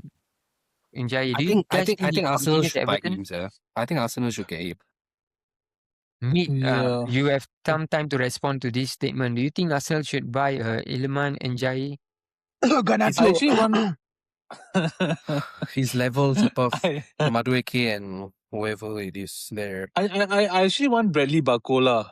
That's my dream lah. But I don't think it's going to happen. But I really rate Ndai a lot. I But think he's really good. Bakola He's seems very to be hardworking, on the move, industrious. right? Yeah. Yeah, I think like Yeah, he hasn't signed his contract extension, but I mean, all this being said, I think we're just going to end up with Garnacho lah. If So Arteta stays, right? If Arteta stays, I don't think he will sign Ndiaye. He's not his kind of player. And that I feel is that will hold Arsenal back, because not hold you back as back, but like from signing him, because he is not that kind of player. He's a very exciting going forward kind of player, and I don't know. I don't see Arteta signing him. Yeah.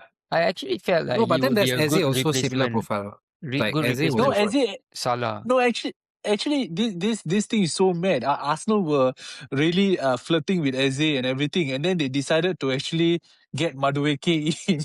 And after they got Madueke in, they kind of like cooled off the interest in Eze. And if you guys can remember, Spurs it was wanted to only buy. after the Havertz injury in the Man United game on the first day of the season, and only a Havertz injury actually prompted them to re-enter back into the conversation. So it's also quite Spurs insane wanting him. So you guys tried to bastard Spurs also.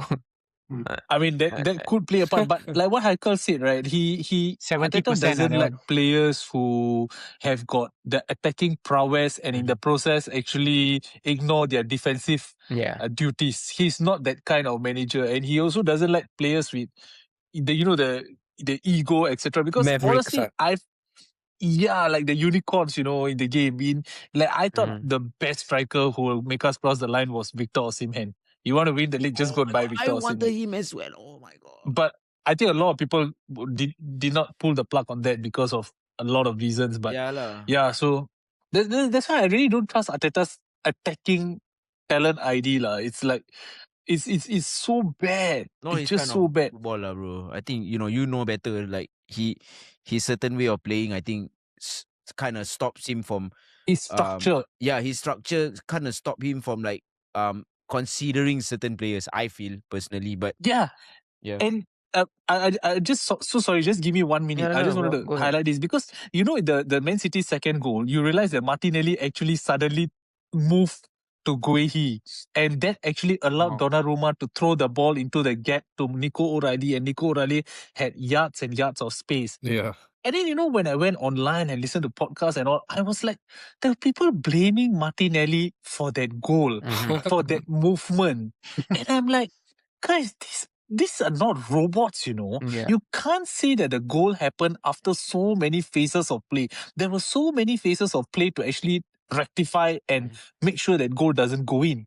Just because he made that one movement in terms of marking, you blame it on that. So it's just like the whole club has got this culture where we are all super like robotic. And robots are boring, right? Yeah. Robots they don't create any excitement. There's no variability. Maybe so, AI, maybe if the incoming AI, growing bigger, maybe robots will be more fun. Yeah, maybe he want to incorporate AI, bro. Soon, soon AI might make it exciting for him. In the training ground. Jersey number 10, Claude. Oh my! Jersey number 10, Claude. Oh my god. So before we drift too far away, suddenly speaking about AI and all, my bet is Iliman Njai goes to Chelsea. down the line. No way.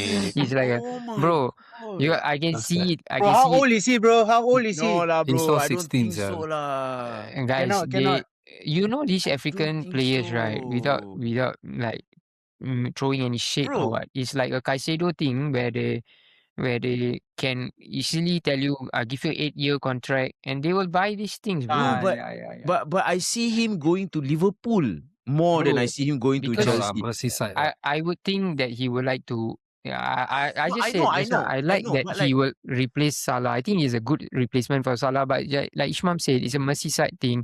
Because after he scored, he celebrated like 10, 15 different ways, and then he said, "We built this city, bro." I think you came to the city maybe 2 years, 3 years ago. So calm the fuck down. But yeah, is that rivalry will prevent that move they from just come to happening. United lah. Never mind. We take. You guys always got do this, we Then come to United. Then after that, AFCON happens. Then after that, bitch and moan about, oh, we are losing 3 players away for AFCON, 4 When players we bitch and away for moan, AFCON. bro. He will Bro, go to Newcastle lah. No Oh matter my after God, that this could one. happen. That could happen. Yeah. That could happen. Then Newcastle- he'll become like Ilanga. Yeah. Yeah, that's a possibility. He'll So take we the are Saudi so money. Ilanga yeah. has always been shit, bro. See, Mitran, do you get it? You get it, right? I say every time they sell somebody, it's like they have sold the worst player Sorry, in I don't this No, I bitch don't think world. Ilanga was Ilanga, that shit, bro, but- listen, Ilanga, right? It works in a very specific system. Everybody work on works your in a wing. specific No, system, bro, no, not all players work in a very specific system. There are players who Yeah. play other than it's not only system based. So the only reason why he was doing very well at Nottingham Forest because he was a second striker.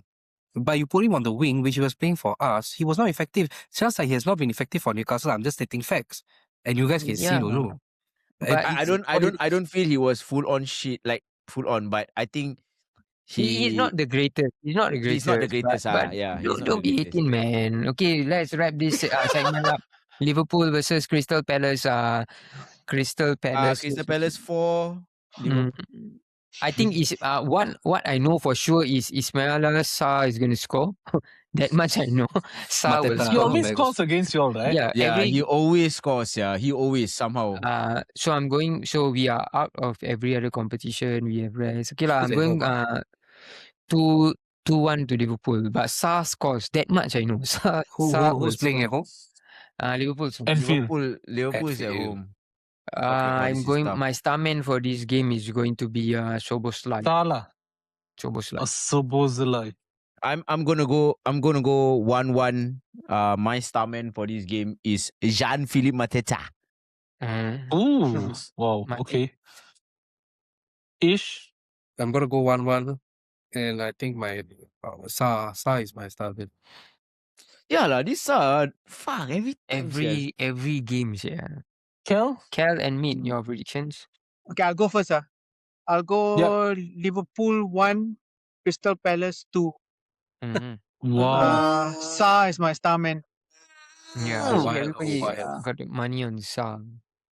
I'm going to go Liverpool 3, Crystal Palace 0.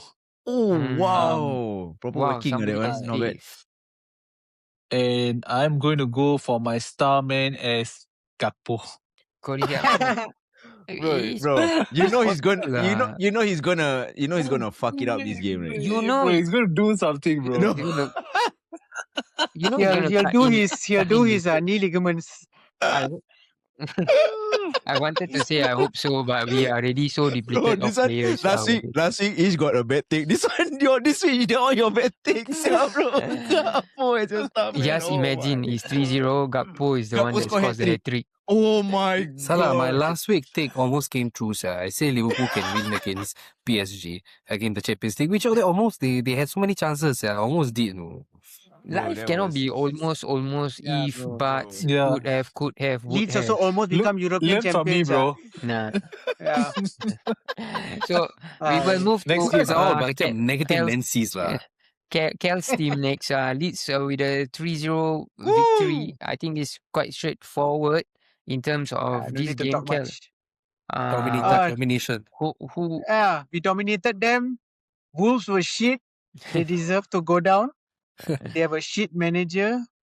Their team is horrendous. finally the thing that we all knew is going to happen has happened. Wolves are confirmed Getting relegated, right? relegated. Yeah. At last. I can't believe it took No, this long. not yet.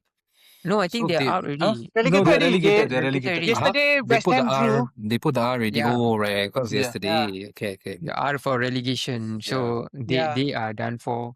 So let's forget about Wolves and this game because it was quite straightforward. But Kel, I want to ask you, at this point in the season, you guys have 39 points. You guys are in 15th place and you have a 8-point cushion between One more you guys win. and the relegation. So the safety mark has always been 40 points. So what do you Yes, feel? only one more win. Do you still feel that you need another win to be safe? Yes. You are not guaranteed. Not guaranteed. Well, it's quite surprising because I think you guys are in form. So you must understand. Okay, now he will go for the FA Cup lah. So he will play his full team in the FA Cup for the next. He will play Bournemouth first. And the way he's talking also, he sounds like he wants to play his full team there. So I don't know lah, whatever lah. Because you have the depth Then for it, right? yeah. So play Bournemouth, then 2 to 3 days rest. Then he wants to play Chelsea, and that one he will go full on. He wants to get to the final. Mhm. The one that we need to win, like to confirm our safety is the home game at Burnley. Just win that one. Oh, you guys have a home game against Burnley. Then I think you guys are Burnley, quite we set need to- You already. guys got it. Just win. Bro, Burnley already won No. the beach already, bro. They know they are done Yeah, for. it's okay. Yeah. Yeah. Now the problem is we're gonna face Tottenham and West Ham. Oh, you So guys I don't want to go into got those games. yeah. I don't want to go in those games needing like to do anything.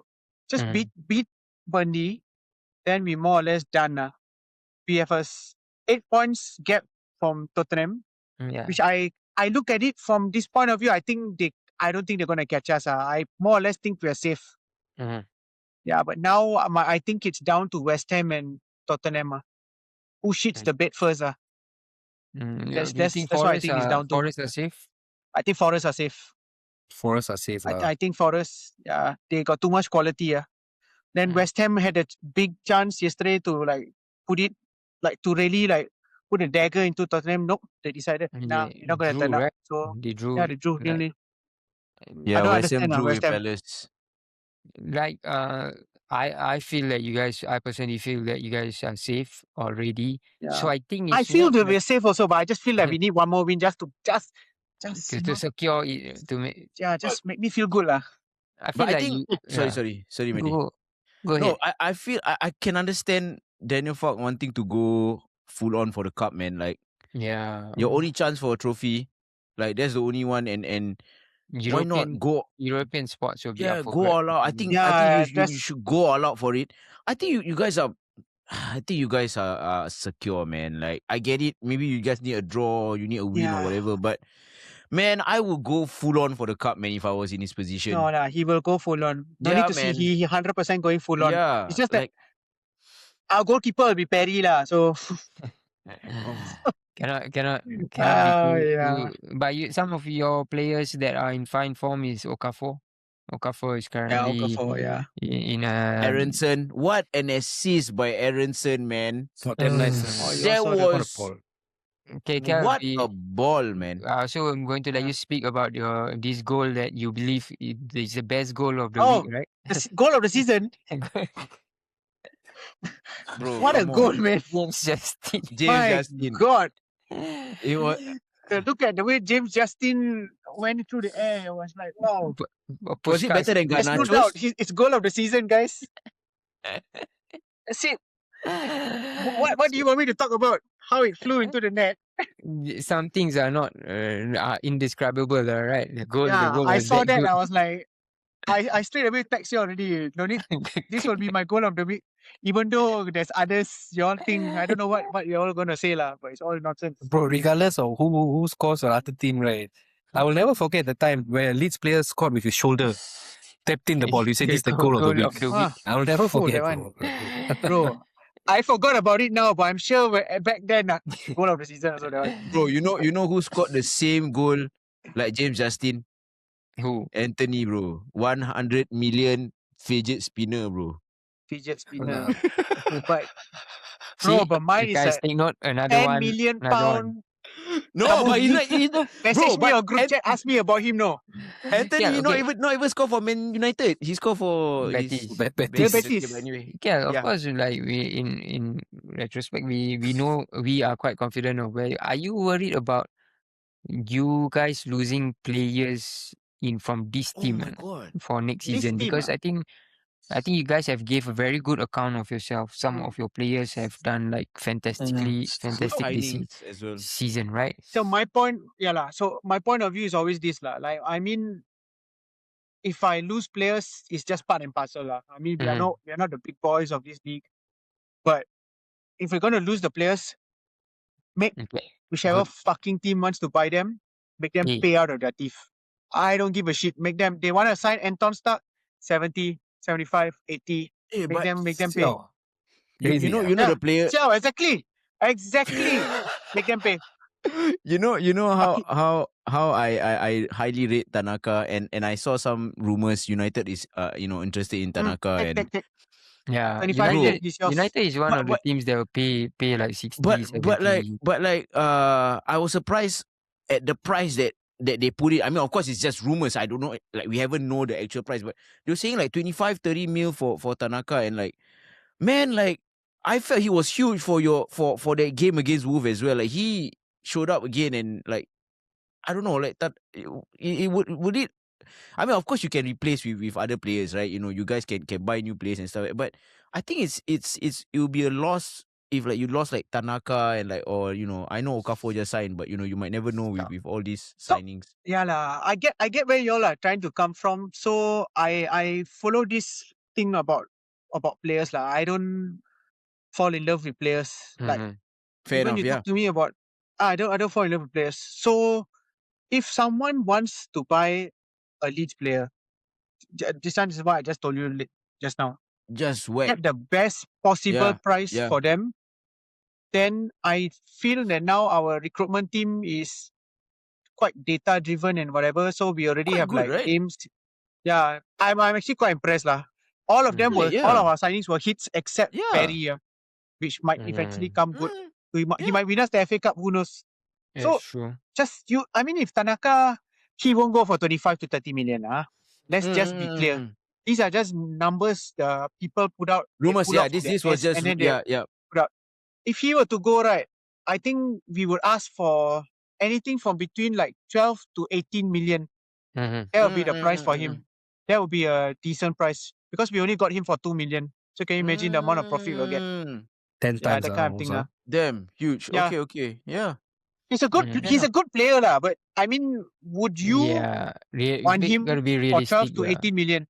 There are big clubs out there who I feel will try to sign him lah. Why I really like him, or why I've rated him quite well is he's actually not that small for an Asian player. He's He's quite quite big. tall, yeah.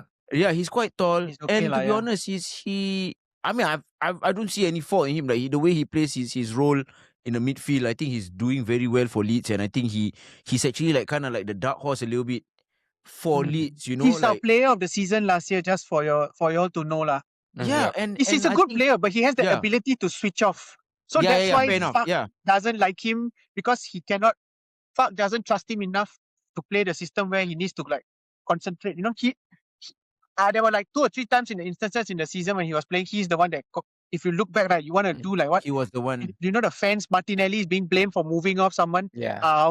We got he that does moment that? also where Okay, yeah. he's the one to blame, now pick up the defender, now pick up.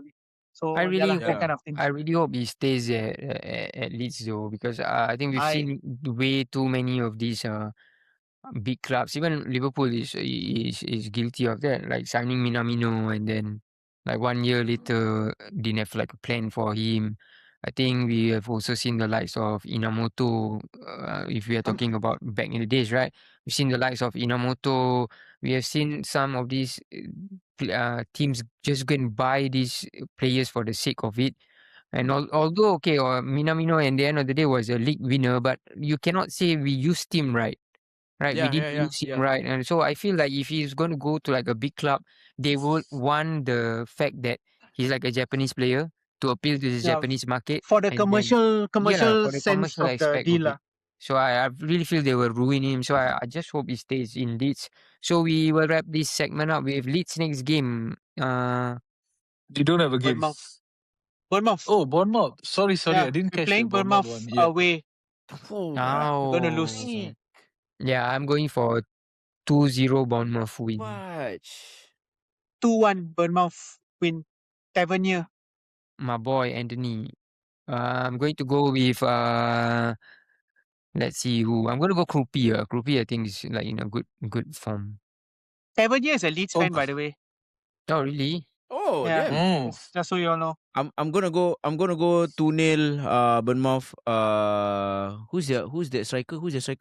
Krupi. Evan Nielsen. Evan Nielsen. I'm gonna go Evan Nielsen as my star man. Ish, yours. I'm gonna go 2-2 Leeds. And my star man. How is 2-2 Leeds? 2-2 Leeds. 2-2 extra time, is it? 2-2 Leeds. Let's go. As in Bournemouth Oh. 2, Leeds 2. Okay? Oh. Clown fellas. Then my star man would be Okafor. Nonto. Oh, good. Wow, Nonto also got assist. Nonto, just so you know, Okafor might not play. Oh shit. Just so you know. He might be one of the people who might want to rest for this game. Oh, then I'll just Because change he to- might play Nonto, but it depends. Honestly, I don't know. If Nonto Sounds is like he wants playing, to. if Nonto is playing, then Nonto is. Didn't he give then- an outer foot assist? Okay, then I changed. Then I changed to Nonto. Penalty, yeah. I changed to No. DCL. Okafor can? will most likely play. I'm just saying that there is a chance There's a that he might not possibility. start. Oh, okay lah. Yeah, Okay lah. he's still- Okafor lah. So you with my- stick with DCL, huh? Yeah, no, I stick with the Okafor. Okafor. Noah. Mate, your prediction. Okay. I'm going 1-0 Bournemouth. And I'm going to go with Krupi Jr. Yep. Oh. I'm going to go 2-0 Bournemouth, but my star man is Nonto. It's not for the What vibes. Yeah. No lah, I already said about 2-0 Vibraniums to the Krupi. max. 2-0 Krupi. What Okay. was your prediction again? 2-0 Bournemouth. Krupi. Krupi. Okay. And the last game we're gonna cover, I know this has been a very long one. We'll touch this for a short while. It's a big game because it involves the relegation battle as well. Spurs 2, Brighton 2. This was the De Zerbi derby because De Zerbi's new club. Spurs and then his old club Bournemouth. Spurs led twice in this game and conceded equalizers during stoppage time for both goals. So first half stoppage they conceded one, and then Second towards the end they conceded another one. First was Mitoma equalizing for Brighton, and then What a Rutter, goal. right? Rutter, yeah, Mitoma, what a goal! Only second to James Justin. Yeah. Too bad. Yeah, so Wrong week, he scored that goal, Mitoma. some key things that if you're watching, like I think I will shout out Xavi Simons. I think this game, although What it a ended goal like as in well. quite a heartbreak for him. He was like pulling his shots. He looks like he was going to break down and all that. Fantastic assist for Pedro Porro, and then a fantastic goal for him as well. But I also think this was what beat them in the ass a bit, because Xavi Simons had a cramp, I think 80th minute or what, and then they ran out of subs to make. Yeah, no more subs. So they had like 10 men and then trying to close out the game. I think it cost them. And they although he's not directly involved, right, in the goal that they conceded right at the end, I feel like it is part of it all, because maybe you could have a man closing down a pass if he was fully fit, right? Because he's just like limping around. So like I said, we're not going to go too much into this game. We would have loved to have Nitin here for his I wanna have perspective. But you guys feel, I'm going to ask this, I think, week in, week out until the season's over. Do you guys feel Tottenham are going to relegate? I think they are gone lah. Really? You didn't see any? Because this, you can see De Zerbi implementing a bit of his style. Of course, it cannot last throughout the game because it's still new. So you think they're gone? Heikel, do you think Spurs are dead and gone? Very, very, Bro. very thin It's their fixtures, chance. bro. The fixtures chalat, no, really. The Very, fixtures not easy. very thin chance of Just- escaping. of staying up. Cal, They are very huge on like Yeah. dropping. But can I say something about Tottenham? yeah, sure, go ahead, About bro. why I think they have such a shit chance. So y'all, okay, Xavi Simons had a brilliant game, right? Yeah. He scored that the stunner second goal. But I just asked why the fuck would you run into the crowd in like 75 minutes as though like you just scored a goal that you think you saved your club? Bro, it's the 77th minute. You running into the crowd. Then I'm like looking at the watch. I was like, did I see Yeah, the time still- wrongly? Is this like an still- 87-minute goal or something? Yeah, exactly. Dude, you still got like 10 to 12, 14, maybe 15 minutes more of the game to play. What the fuck you doing? Yeah, like, I understand the euphoria of you think you did what you did, but come on, chill. I You mean, need to have the mentality and mindset It that was a great goal. it don't And- matter. Like in the context of the thing, you are still got like so much to play for. yeah. And they look super unfit. So this is why I think they're gonna go down because they are bad. All the goals that they let go, you can see that they are concentration less and they cannot run properly. They are unfit. Yeah. And De Zerbi cannot change this in like the short time that he has. He can implement think ideas, but he is going to make them more tired because he likes to play football a certain way, right? And then he wants them to press. He wants them to be. This Brighton team was quite energetic, right? So if they're already low on energy, he is going to tire them out more during the training sessions. Mid, I think just before Mid gives his thoughts, I just want to chime in a bit on Kel's point. I agree, but I think it was that whole moment of how they've been on a bad run, and I think Xavi has been putting his heart and soul into games, and he I think that was just it. Like I felt like he I was so understand happy. I understand. Yeah, Yeah, but you need to understand agree your with you. situation. No, I agree with you. I agree with you. I think he should have just take the I ball think it's or whatever also and personal pressure, right? Yeah, Because of all course. along they've been talking about him and then not doing well. not doing well, and then he scored at a pivotal time. Although, of course, I at think the it end was of the just day, all that building up. I Okay, think sorry. it's all the build up. Fair enough, yeah. Do you think I understand. Spurs go down? Yeah, I think they do go down, man. Who has a I tougher think fixture, West Ham or Spurs? I'd say Spurs, bro. Spurs. Oh, really? Yeah, Spurs have a tough one. And I think with regards to Kel's point, I actually was thinking along the same angle. Like I felt why did he celebrate? Like it's a bit premature, right? Yeah. But honestly, taking off my Arsenal hat, bro, I mean that is I feel like looking from it from a different perspective. That's football, right? Emotions, right? I get it. I understand. Like I felt that after the dire run they've been, and the supporters, everyone, he felt that was just pure. Like he didn't rehearse it, he didn't plan it. When that ball hit the back of that net, he said he wanted it, and I could understand lah. I But wouldn't be surprised if he didn't even know what time it was. He probably knew it was late in the game. He scored and then he was like, okay, man, maybe I scored the winner, right? Yeah. And I think it's a bit too late lah for Spurs. If they had hired De Zerbi earlier instead of Tudor, then probably they would have been fine. But I think it's just too late. The Tudor thing is making less and less sense every week. Yeah, it's a crazy because this time appointment. now you see maybe there's some improvements, right? And Tudor lost everything, right? I think he drew against Liverpool. That's the only game he took some points off, right? So Nathan, if you are here, we wish you all the best. I don't know if everybody here wishes you all the best. I wish you all the best. No, Ishmael same. doesn't. Ishmael doesn't. I wish you all the best, bro. Ishmael always predicts them to win. I'm on a double head watch. I'm sorry, Nathan. Bro, so just to chip in, right? So my Arsenal mates, they watched the pod lah. So Ishmael, they wanted to actually say that they love you, bro. My friend was like that. Hey, bro, that guy, bro. The guy damn good, lah, bro. You need to continue, bro. I said, bro, he's secret agent, bro. Just wait for it. This week, I'll predict that Tottenham will lose. And if they win, that means I was the fucker all along, bro.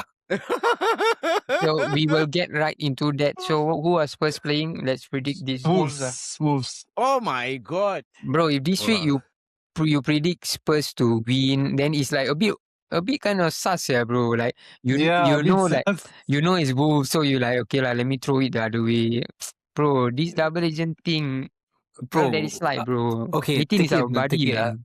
Okay, so Spurs win 3-0 against Wolves. Who's home? Is he playing? Wolves. Oh, is I it playing at the don't care who's home. Molineux. Confirm they win 3-0 and Xavi Simons Wow, is my star this man. thing got confirmed all, bro. Confirmed. Oh my Your Arsenal god. group chat will be lit up ready. No need to see any. Wow, Ish. If Wolves Wow, if Wolves win, win right? this Oh game, my god, bro. Bro. In this game, Tottenham are dead. We They are got gone. we got to Oh, clip yeah. this, no? Oh my god. Oh, this but is huge. I completely agree with Kel. I think if this game Spurs don't pick anything, the 3 points, nothing but the 3 They points, got right? one also. They're gone. down. Yeah, but so with that, my prediction is just 2-0 to Spurs. I think it's not been like great. So I think like 2-0 is welcome for them. Let's I go think he will- Spurs. Come on, get West he Ham. will- Hey, who's your star man, Ish? Xavi Simons. I say Xavi Xavi Simons. Simons. Xavi Maybe Simons, mine will be Richarlison. I think they're going to start Richarlison for this relegation split. I'm gonna go 2-1 to Spurs. Starman being Xavi as well.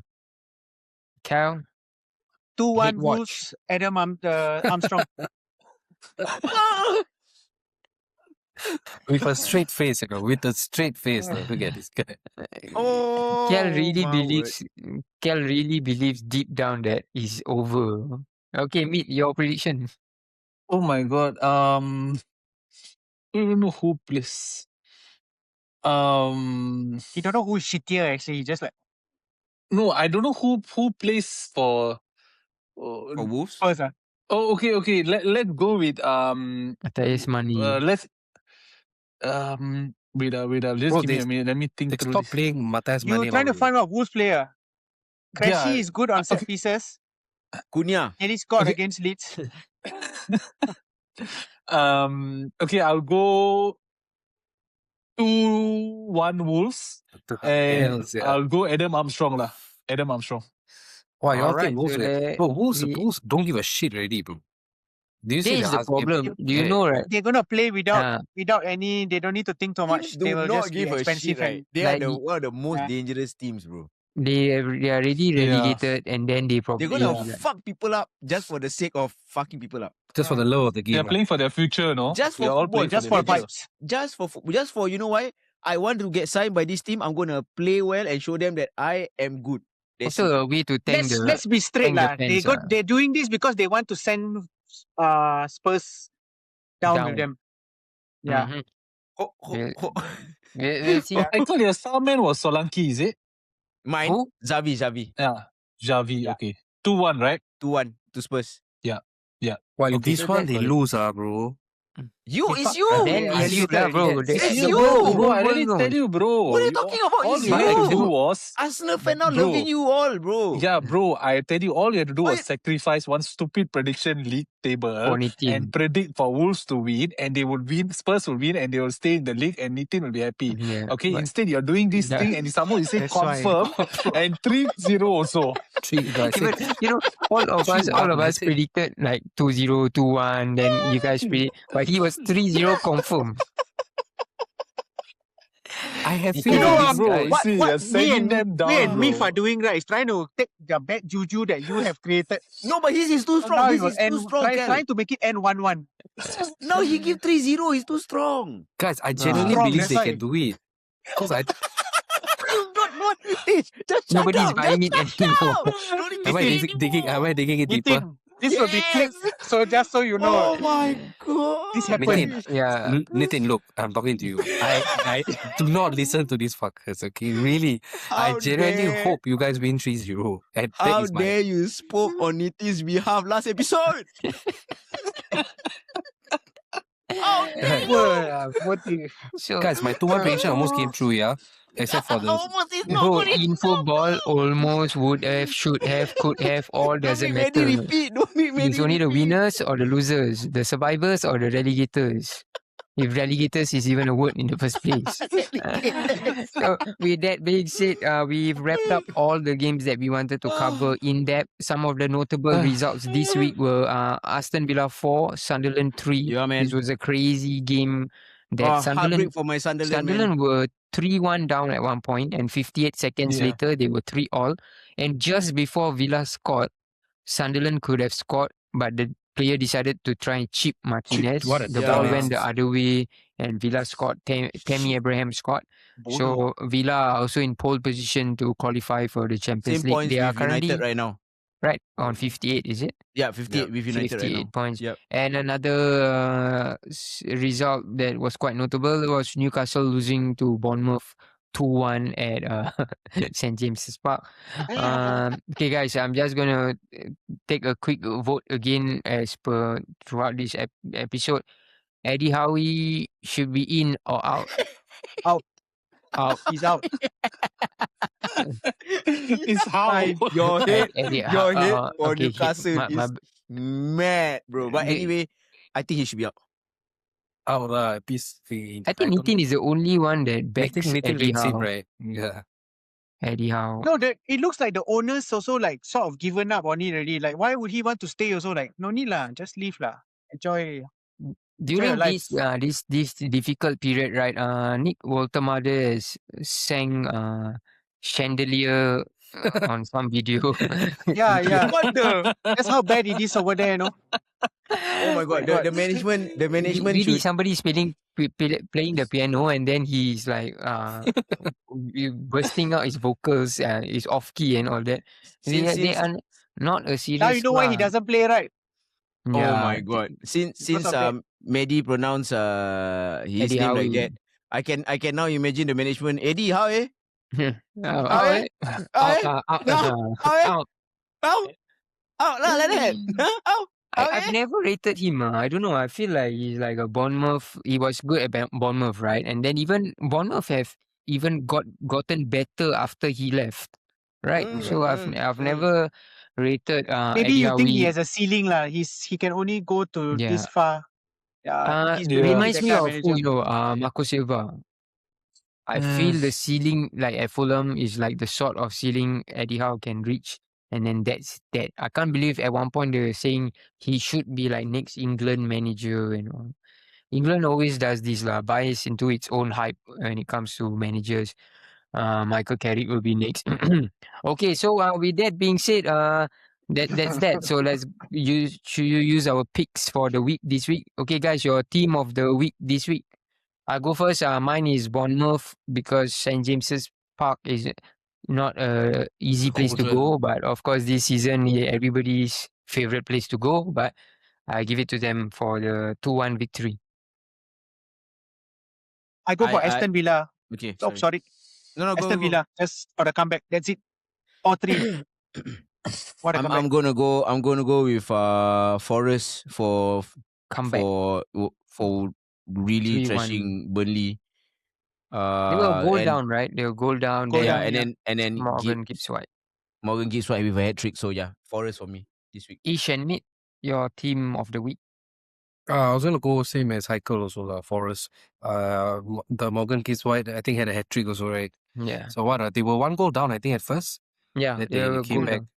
But it doesn't matter. I mean, in this Burnley is in the relegation. But anyways, I felt that it was a very good showing, especially because the Elliot Anderson mum passed away something last week. Then it was his first game back. So it's good to see the team playing. Very nice to see. Yeah. But he had a great game, He played so well.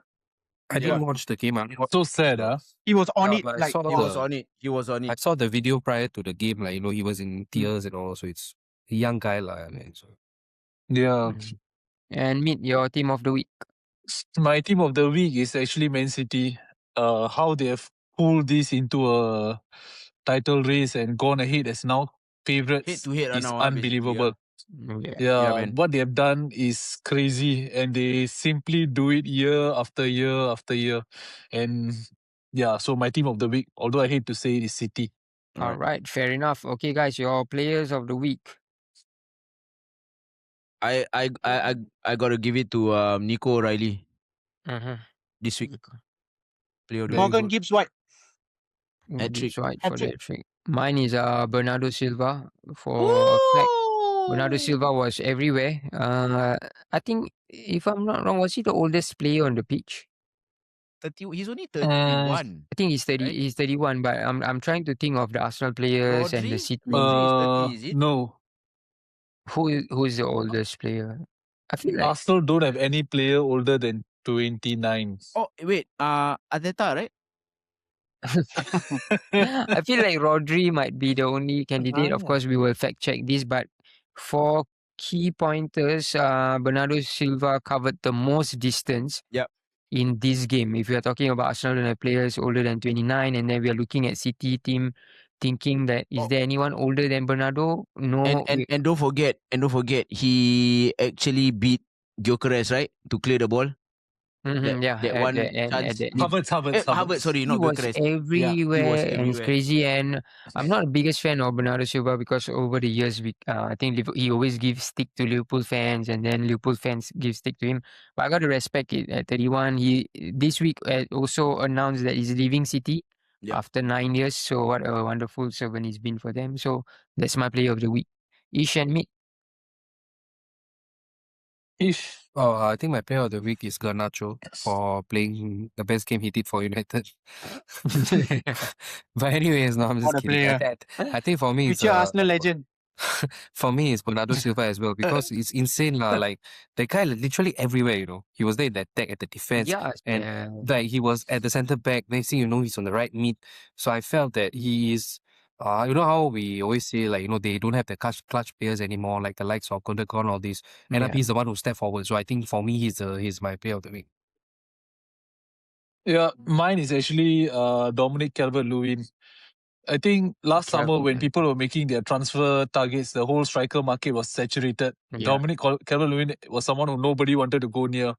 But how he has actually transformed this whole season, and in particular done so much for Leeds, and now they're pretty much safe.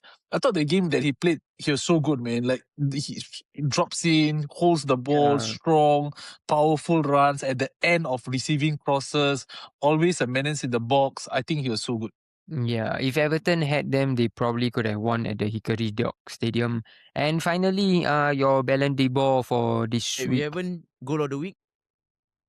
Oh yeah, goal. Oh, sorry, because I knew who Kel was going to give to give. Skip me, skip me.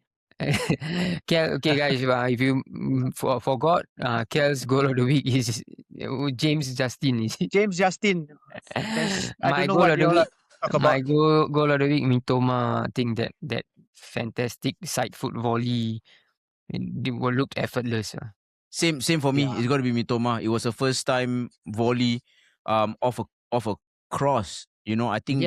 I'm sorry, Kel, but I think that is a much more technical and better goal than James Justin, because James Justin's bicycle was the ball bounced off the floor, and then he kind of got the. Bro. Of course, I get it. I don't believe you. No, okay, but it's okay. Okay. But I believe in myself. But it's got to be Mitoma for me. I think that was so much harder to take, and he took it superbly. So Mitoma's goal of the week for me. No, but let's be real, Mitoma one was the goal of the week. Come on. Bro, don't give up on your players. What the hell? Why you give up? Come on, bro. After you started talking about physics, all I cannot already. My goal of the week, I think, was the Xavi Simon's goal. I think it was wonderfully taken. Beautiful as well. Oh my god, yeah. Yeah, it was. Oh, you're doubling down, Yeah, beautiful. That's why I just say beautiful. I don't know why this guy keeps digging. He keeps digging. He's trying his best to put them further into the ground. You are Ish. My God, guys. I swear. Mickey Van der Ven will be his player of the They get season. relegated. I'm scared for my life, lah. The fellas will be waiting for me outside my house, all. No, you will be an Arsenal legend for life. Oh my god! But do I have protection from them or not? I Nitin, don't know. I'm sure they will come in like And you're Just clap playing while Etihad something or happens. something. They're gonna clap. His mom leaving for work. They got a phone from this house to the MRT station. Mate, Me- your My goal of the week is Mitoma also lah. Yeah, fair. It's a brilliant goal. Shout out to also Ryan Shakir's goal, man. Although, Yeah. but it's just that Simple what to us, Mitoma did, you don't see it every week. Although Shakir's one was splendid as well. Okay, and now Ballon d'Or. By now, you guys should be familiar. Every week we pick the worst of something to give this Ballon d'Or award to. And who do you guys have? I'm going to go with Eddie Howe from Newcastle United. Guys got to go, man. It's been a poor season. He just continues getting worse. So that's my. Give me a bit of time for my Ballon d'Or. I'm gonna go first, guys. Sorry. But I think I can't have one this week. I gotta have two. PGMOL and Paul Tierney. Both of you step out now and answer me. I think this is good. Paul Tierney has got to be my Ballon d'Or. 1 week is a red card, another week is not. This is ridiculous. I think from the start of the season, we've been talking about officiating and it's been horrible as the weeks go on, as the season is ending. It's still the same shit. For Look at reference, cycle. What's the incident you are talking about this week? Kevin Bassey say got yanked, got pulled by Django Chara. yes. Oh, So and yeah, it's horrible. I think the Otara's one was worse. It looked more it's a like yank, a pull. right? Yes, it's a yank. And you guys got to answer. So it's really ridiculous how this officiating is. It's the same guy. It's not like it's two different refs. It's the same guy 1 week after another. It's like this week and then the next week it happened and this is the thing, right? Different outcome. In the same week, you have different matches with the same incident with different outcomes. I'm talking about same week. Now you week in, then the next week, right? You give this same decision a different outcome next week. I'm like, that's ridiculous. So it's got to be these two. Like they got to sort this shit out. I think EPL refs are one of the worst, most inconsistent. Every time we say they are the worst, right? Then you see the La Liga and then the Champions League finals. It might be a EPL ref because they say that English referees are one of the best, and then they give them the World Cup semis. They give them the World Cup finals and all of that, right? So I hope Colina comes back and slap these bitches. Yes, man. Like I don't know. Like fuck, man. Like yeah, I don't know. So they got to answer. I think my Ballon d'Or has got to be these two. Huge blunder here. I think huge. It costs. Maybe it won't cost as much, but I think we lost a chance at maybe some points as well. So I don't know. Fair so shout. that's what I feel. So yeah, that's my Ballon d'Or.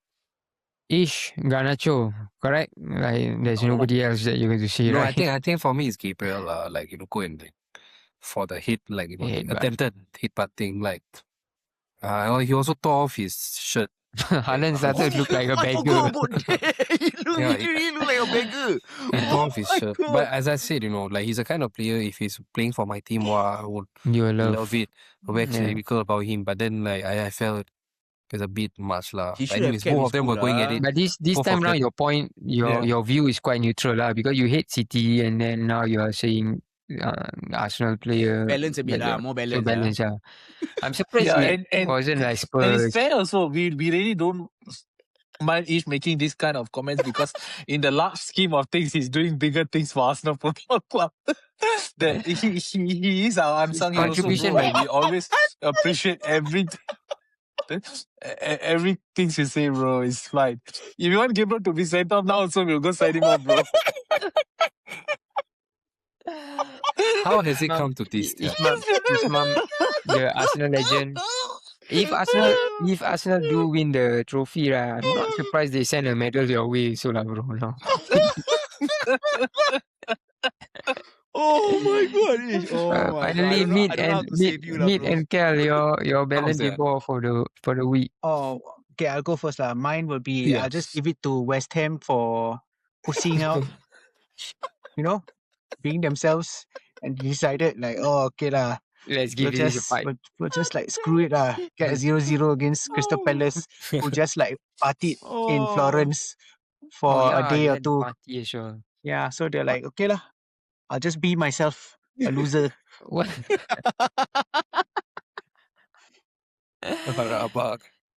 What a chance for West Ham to get some points over Right? drunk Oh my Crystal God. Palace. Bodoh. And Meet, Bodoh finally team. yours.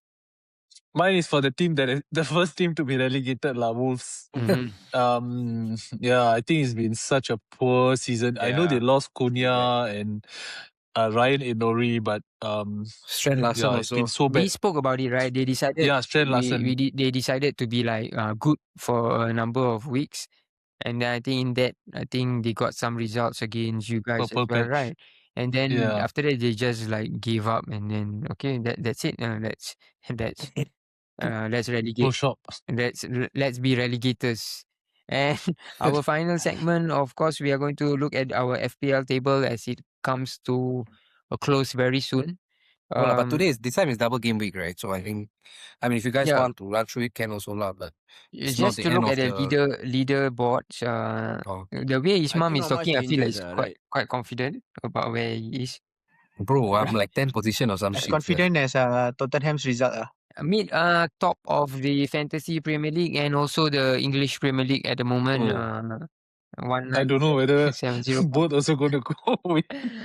So If they can at this point in time, they so can- like we said, if the winner of the league will buy the jersey, so it's just a matter of will we buy the jersey with the gold patch or will we buy it with just the Premier League patch? It remains to be seen. Brandon Cole is second and Sean Tobin is third. Wow, But shout out. they still got a Bro, chance, you know. bro. Yeah, So this a lot of difference. Sean is the Arsenal fan, right? So he lives in London, lah. After the game, right, they started like shitting on him, lah. The rest of them. Not really. He say, anyways, I just support. Anyways, I'm an NBA fan, anyways. Suddenly now he become. It's a coping mechanism. I'm an NBA fan, anyways. Coping mechanism. Did he talk to you? Huh? I never banter him, lah. Like, okay, lah, whatever. I heard Meet. If Arsenal doesn't Yeah, win it, pick a ball right after this. No more or badminton, is it? No more football, right? Or something? Bro. There's so much on the line. Your team, your sport, your everything. No, your life is on the your line, trip. bro. So much is running at stake. As for the rest of us, Nitin is the highest after. Am I correct to say that? Yeah, Nitin is Yeah. 7th. Hey, I'm sure. Oh, yeah, Nitin is 7. Ish is 8. Kel has fell off. I fell off. Kelvin is now 13th. I'm in 15, and Heikel is. Bro, you see the upward trajectory. 22. I see the green arrow, bro. Yeah, bro. I see the green Let's arrow. go.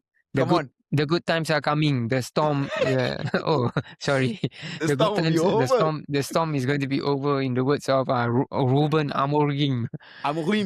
So that's that for this week's Oh, wow. episode.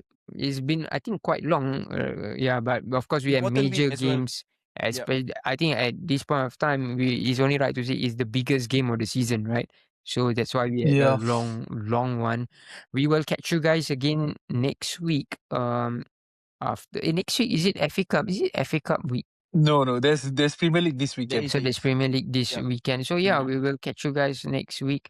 We'll see what more twists does the title picture hold for us, and especially for mid and Champions League places up for grabs for some of us. FA Cup is a real possibility for Kel.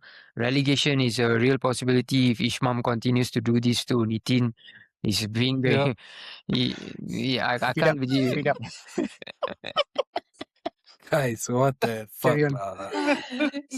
So with that, we've come to the end of the episode. If you stuck with us until now, thank you. Please remember to subscribe. Please share our videos if you like it.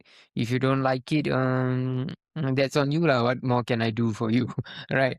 So if you're looking to look for us on socials, it's at the.odd.set. You can find us on Instagram, on Spotify, and on TikTok. And on YouTube, we are the Oddset, TOS, without any break in it. You can catch all our episodes and previous ones. So, yeah, we had a great one this week as well. Thank you, boys, for your time. It's now 1:28 in Singapore.